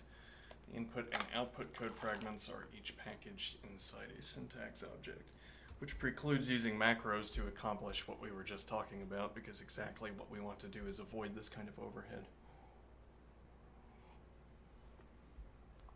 Because compile time happens before runtime, all macros operate before any runtime functions. So that was correct judgment on our part, or evaluation on our part. Macro can only treat its input code as a literal syntactic entity. Literal, if you will. It can't evaluate arguments or expressions within that code because those values are only available at runtime, which happens after compile time. Under this definition, our read syntax function doesn't qualify as a macro. It didn't take a syntax object as input, rather, it took 2 input arguments, a path and an input port, and made a syntax object from that. Because macros run at compile time and have a restricted interface, they're not as versatile as ordinary functions. For this reason, a macro is not the tool of first resort. Still, macros are useful and important because they can do things that ordinary functions cannot. As we'll see, the linchpin of our expander will be a macro. Alright. Before we enter the hall of the macro king. Okay. Racket's macro system is its crown jewel. Refined for nearly 20 years, it's a work of great science and beauty. It's also fundamental to how Racket models the implementation of languages. Therefore, anyone who wants to make languages with Racket has to be willing to learn a few things about macros. That said, though the macro system is always rewarding, it's not always easy. For most programmers, these are new and unfamiliar concepts. Don't panic. These ideas aren't esoteric or complicated. They just introduce a new way of thinking about program code. Most of us haven't thought about code this way because we haven't worked with languages with an elegant macro system like Racket's.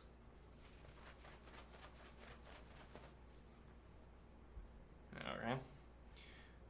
Well, that's most of why I'm here, actually, because I'm supposed to learn about macros, but it seems like a useful context within which to learn about them. What does the expander do? If the reader was responsible for the form of the code, we could say the expander is responsible for its meaning. The expander's job is to prepare the code so Racket can evaluate it. Prepare it how? The code can be evaluated only if every name used in the code has a connection to an actual value or function. Okay. In Racket, a name used in the code is called an identifier. A connection to an actual value or function is called a binding. So we'd say that the expander prepares the code for evaluation by ensuring that every identifier has a binding. Okay, once an identifier has a binding, it becomes a variable. Very well. We already came across the ideas of identifiers and bindings when we tested our stacker reader without an expander. Recall that we got this error. Handle unbound identifier. Now we know what it means. The code from the reader referred to a handle identifier, e.g. handle for. This expression means call handle with the argument for. But the expander hadn't given handle a binding. Thus we got the unbound identifier error. Within the expander, we have 3 basic techniques for adding bindings to code. We can define macros that rewrite certain code as other code at compile time, for instance, and. We can define functions that are invoked at runtime. Okay, we can import bindings from existing Racket modules, which can include both macros and functions. We'll use all 3 techniques in our stacker expander. Designing our expander. As we did with our reader, let's pencil out what our expander needs to do. In our case, the code we're getting from the reader will look like this. Okay. From this sample, we can set up the tasks for our expander.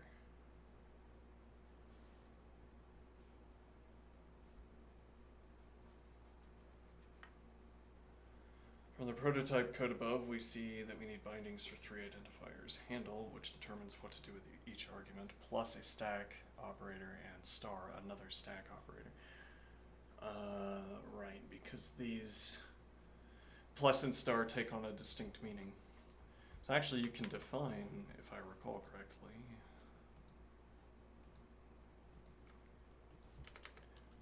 define star 5. What is star?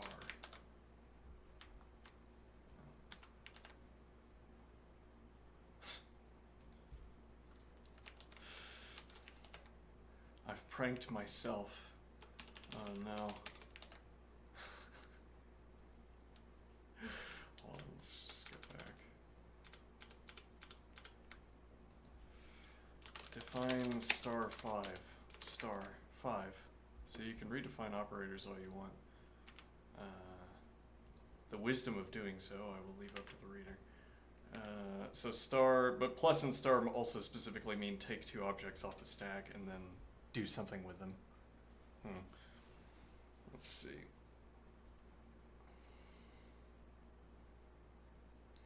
We also need numbers, but we get those for free. In Racket, numbers can't be identifiers. They automatically evaluate to the numeric value, so you can't define 5 to be 6. Enragingly. Similarly, parentheses are always treated as delimiters, and Racket already knows what to do with them. Consistent with the design of Stacker. Let me look up this word delimiters. I've now seen it twice. I have a pretty good idea of what it means, but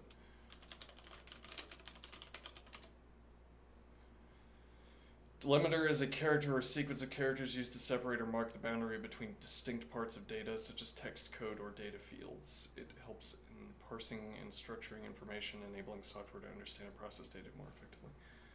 Okay. Delimiters are used to divide strings, data streams, or code into smaller, more manageable units. This allows for easier manipulation, processing, and storage of information. Some common delimiters include commas, semicolons, colons, pipes, tabs, line breaks, and spaces. In code, delimiters can also be quotation marks, parentheses, curly brackets, and other specific characters.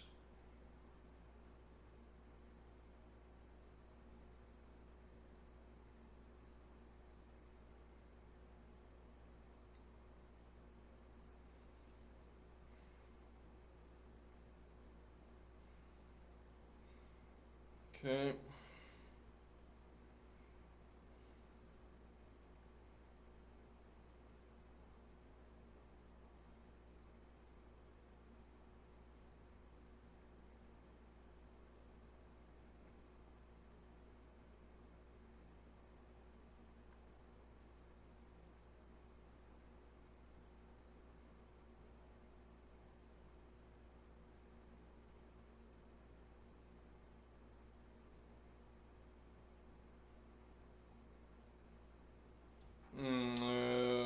Okay.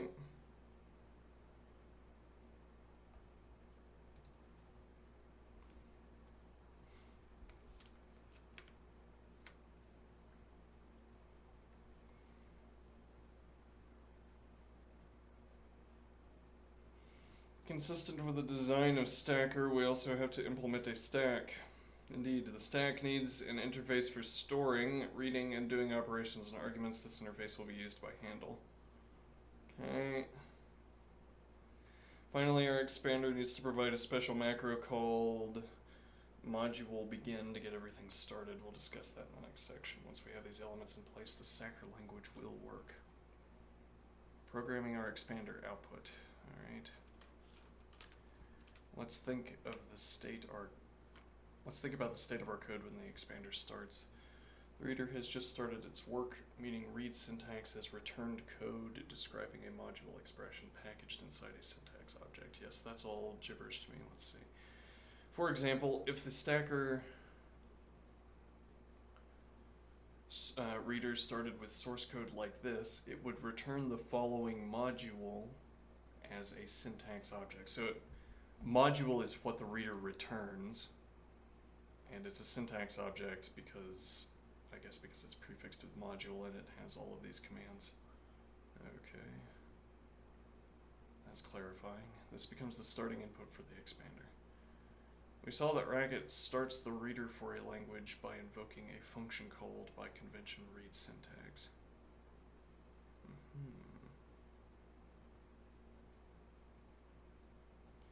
Similarly, Racket starts the expander for a language by invoking a macro called by convention module begin. Every expander must export a module begin macro.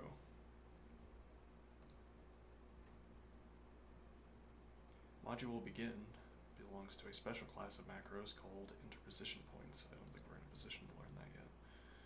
Racket converts the module expression above into an invocation of the module begin macro by passing it the code inside the module. Okay.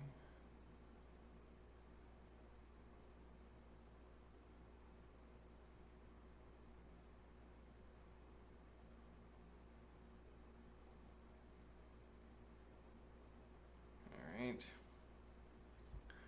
Like any macro, module begin will take this code as its input. And like any macro, module begin will rewrite it as necessary and return the new code packaged as a syntax object. This new code will replace the whole module begin expression above, and expansion and evaluation will continue from there. Because every Racket language exports a module begin, the most common way to implement module begin in EU language is as follows. Handle any language-specific processing of the code, and then pass the result to an existing module begin for the rest of the heavy lifting. Okay, caution, all the module begin macros have the same name, so some care is needed to keep them straight. Alright.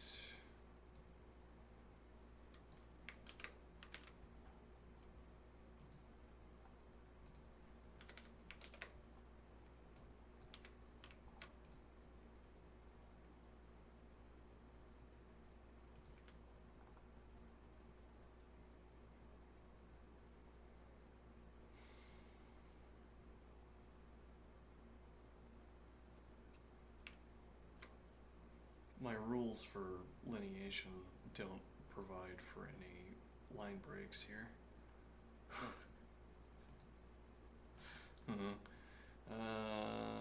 Let's see. Provide was a bad word choice, whatever. Handle expression in all caps. So this naming convention is going to say all caps, which I don't have caps lock, but I can hold shift with the best of them.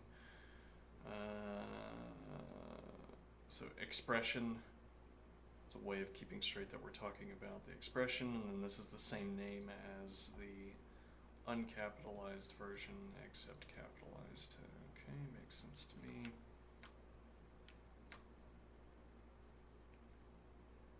Rest of this, I don't know. Okay.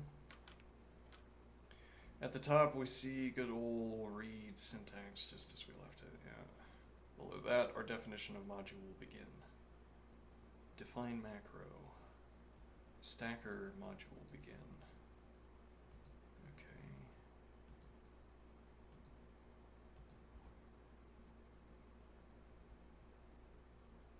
Let's step through each part. Define macro, stacker module begin, handle expression. When we made our reader, we saw that an ordinary function is defined with a list of input arguments. So we're probably going to have plus expression, star expression here.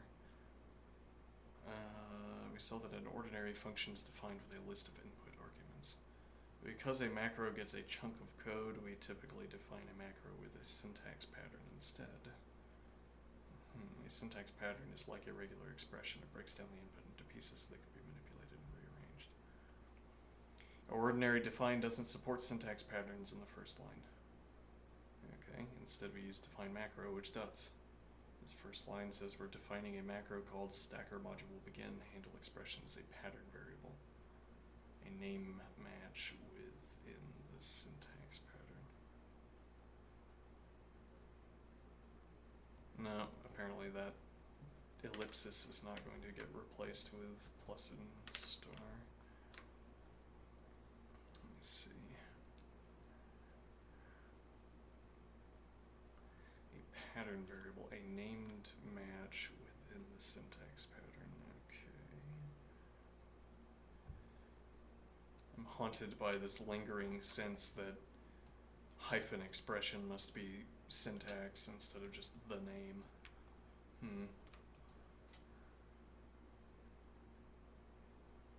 This is kind of a misreading that's imposed on us by the regularity of coding conventions. Regularity of naming conventions. Like if you read code, it looks like everything is primitive because people name their functions in such a consistent way as to look like primitives. Whatever looking like primitives means here. Handle expression is a pattern variable, meaning a name match within the syntax pattern. When used with an ellipsis, this pattern variable will match each line of the code passed to the macro. We'll defer the details till later, though the curious can detour through syntax patterns. Then we have the return value of our macro.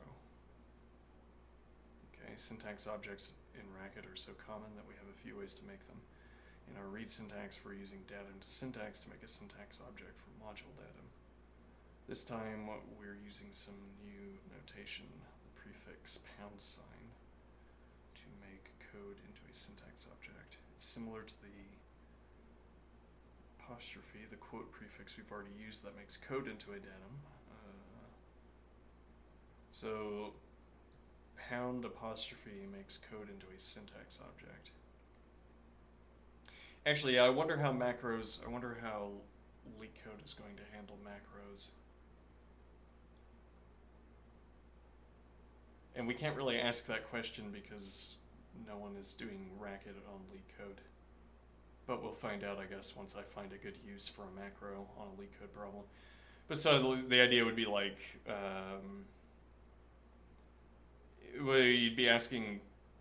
maybe you'd be asking, does LeetCode compile the code once?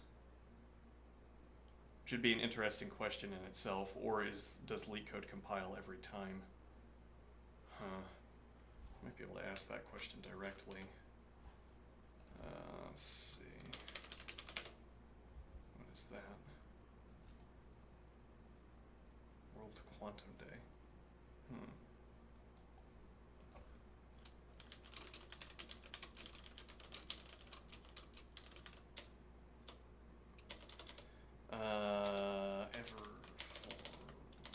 Does LeetCode recompile for every test case? I think we've already asked this question, actually.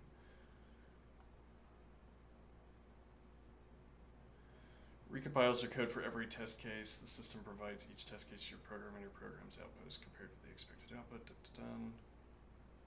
Compiles your code and then executes it against a set.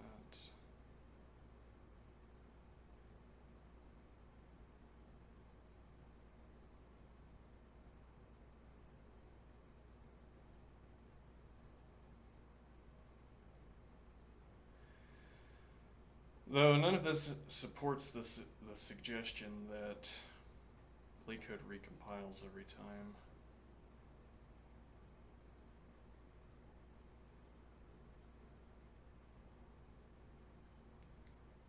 I can look at that on my own time.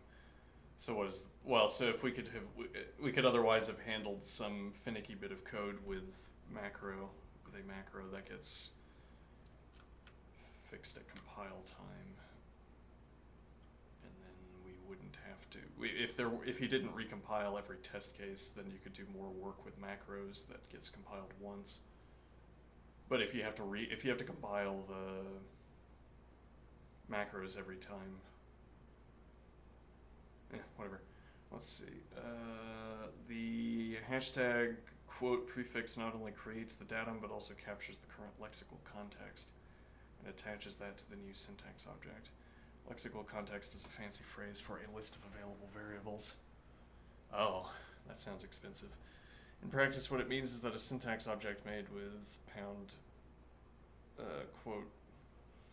quote will be called, rather will be able to access all the variables defined at that point in the code. Albeit at great expense. One of these is the handle expression pattern variable. Those lines of code will just be merged into the new syntax object.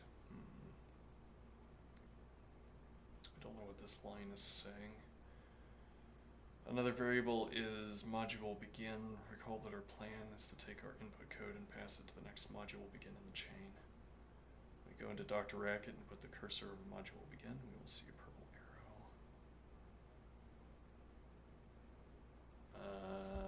That is incorrect because I don't have.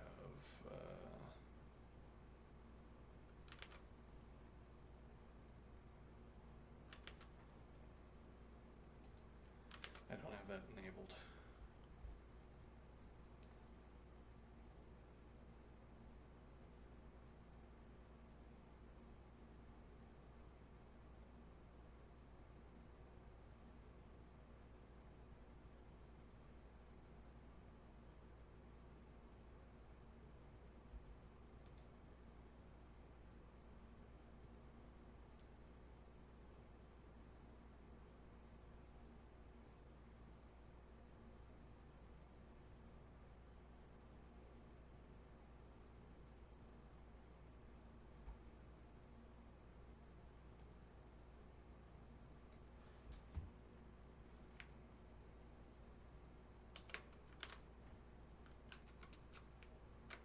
It's already in there.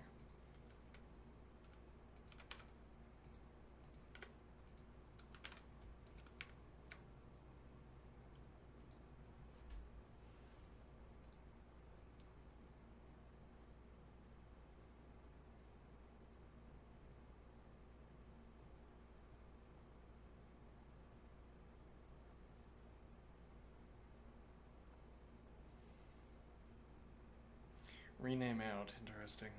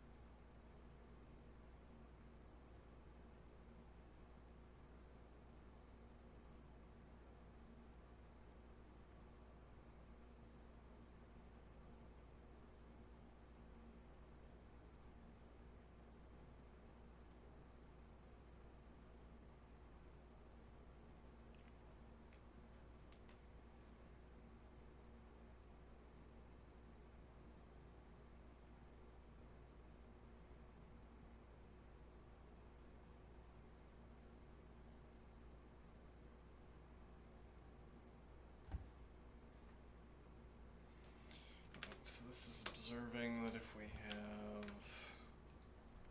so this replaces every instance of, alright, so if we come back here, yeah, we once again get this. Wait, was that the point? Yeah. Indeed it was.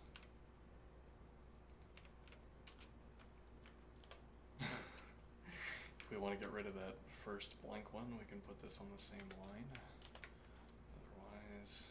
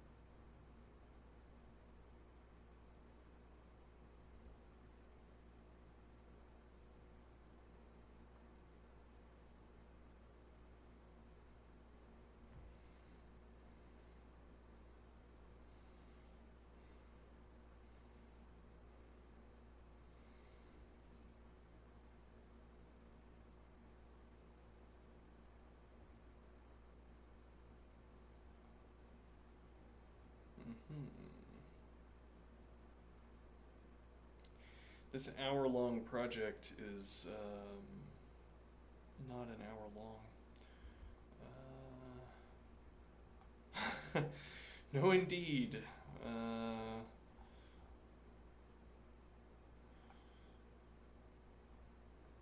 Alright, so this is going to define the stack along with pop stack, push stack arguments.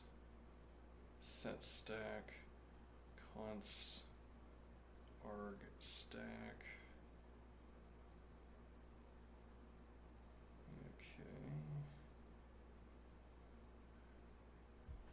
Push stack arg, set stack, const arg stack. This will be a non-functional defining for our macro apparently because we're using set. Let's see. We're gonna have stack, which starts out as empty, which is syntactic sugar for null. Might be the most needless of the syntactic sugar.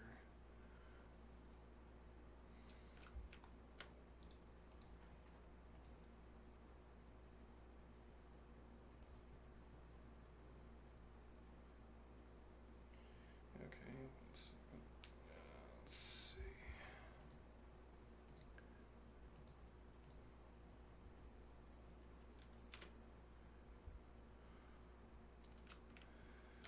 Pop stack removes the top argument from the list and returns it. Okay. Define arg first stack.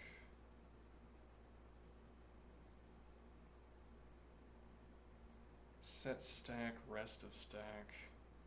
This sets the stack to CDR of the stack. Okay, and then defines arg, and then returns arg rather. Okay. Well, and that's because we want to remove so actually this is going to be quite efficient. This isn't, for instance, so this is going to return arg. Well, I see an inefficiency that this dodges. This is going to return arg whenever we are popping. So it's not going to, we're not going to be putting the second argument on top of the stack. And then taking two arguments off the stack. We're going to take one argument off the top of the stack and combine it with the most recent argument. So we avoid a pop operation and a push operation in this fashion. Okay.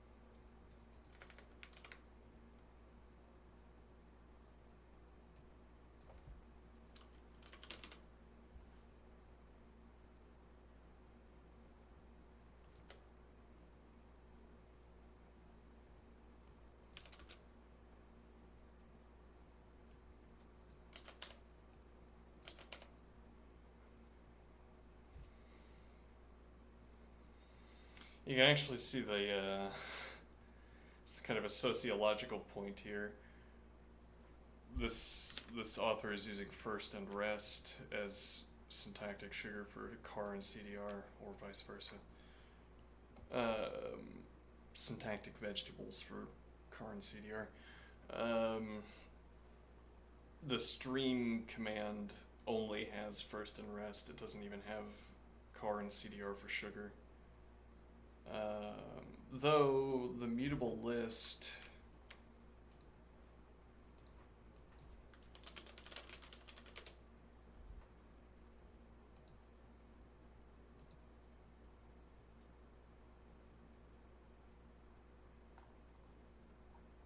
Oh, interesting. Wait, what is this?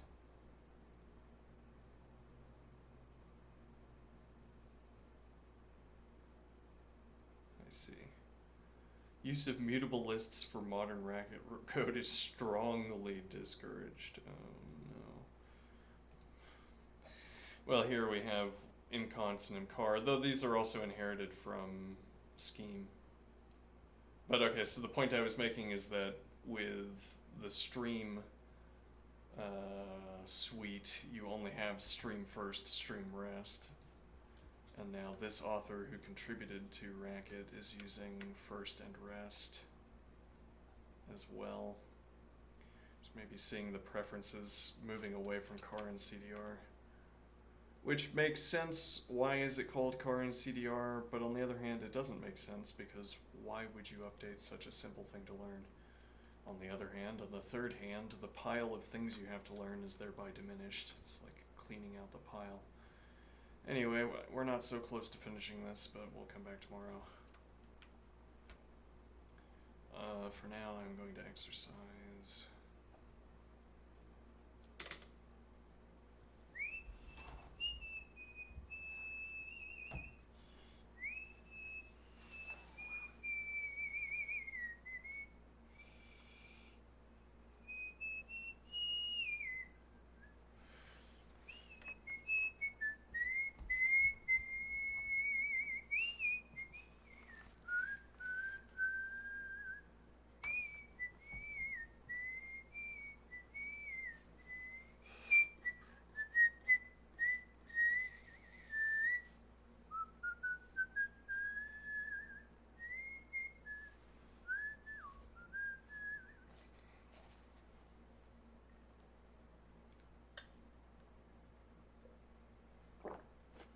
All right.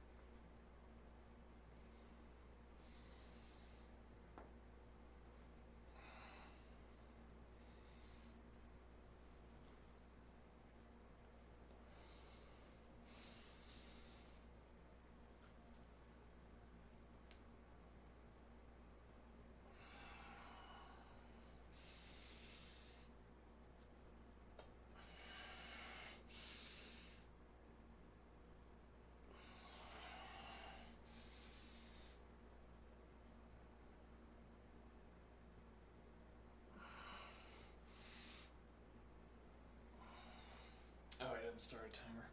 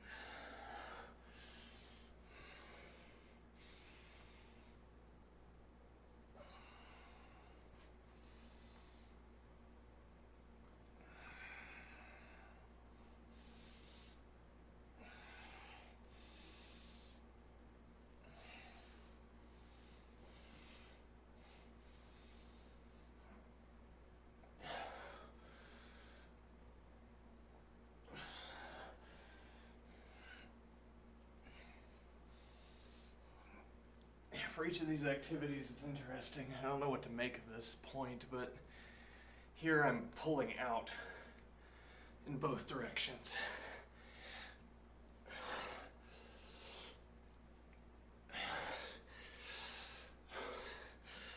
And this is comparable to having dumbbells and doing this.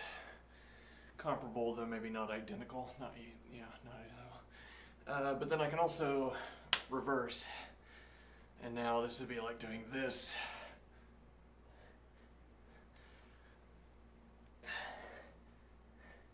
Except that curiously, I can still be pulling in even when I'm up here. It's like having a weight that propels itself into the ceiling, as it were.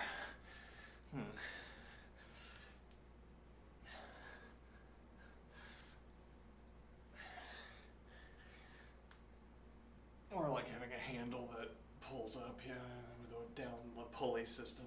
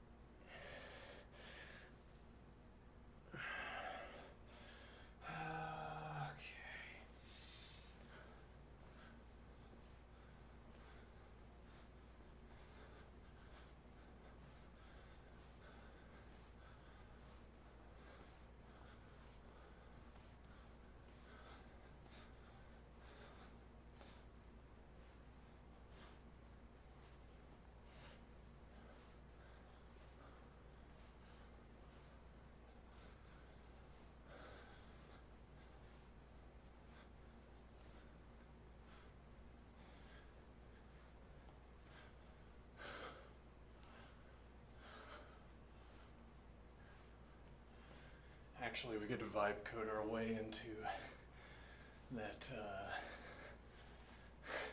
maybe. I wouldn't be able to fix it unless, well, yeah, that's a problem, isn't it?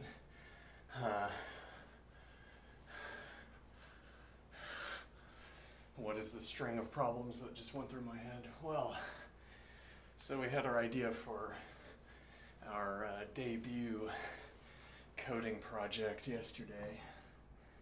And that debut coding object, or app, whatever, was a kind of overlay over chess.com. Well, any chess website, I suppose, though it'd be easier to do it for just one. An extension for the browser. A layer between. Yeah, though, I mean, there are other reasons that's going to be difficult, because a layer between, yeah, well, but okay, a layer between the user and the interface for the board. And the point of this is that we want to enable saving diagrams, and we want to enable more complicated color schemes.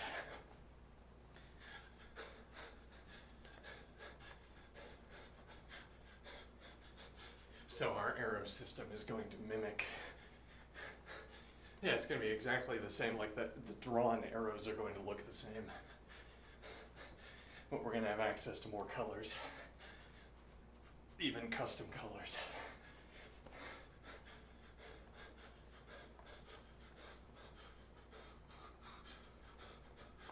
Okay. So we're going to have custom colors for our arrows. And our square highlights. Though this is not like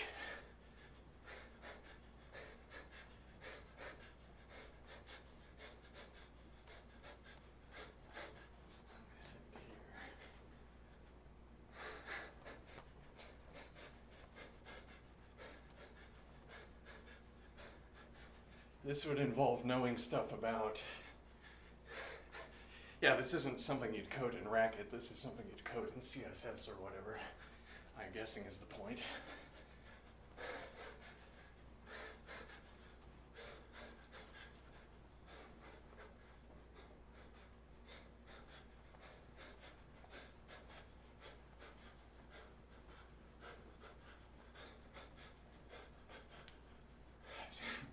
Pay someone else to make it for us. Get a reputation as an idea person.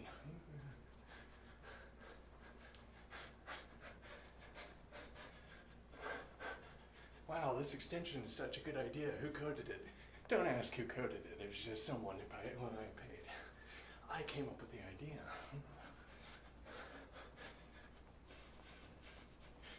Anyway, call it there. I'll be back after lunch.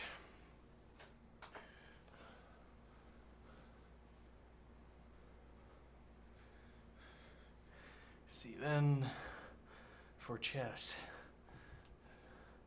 Okay.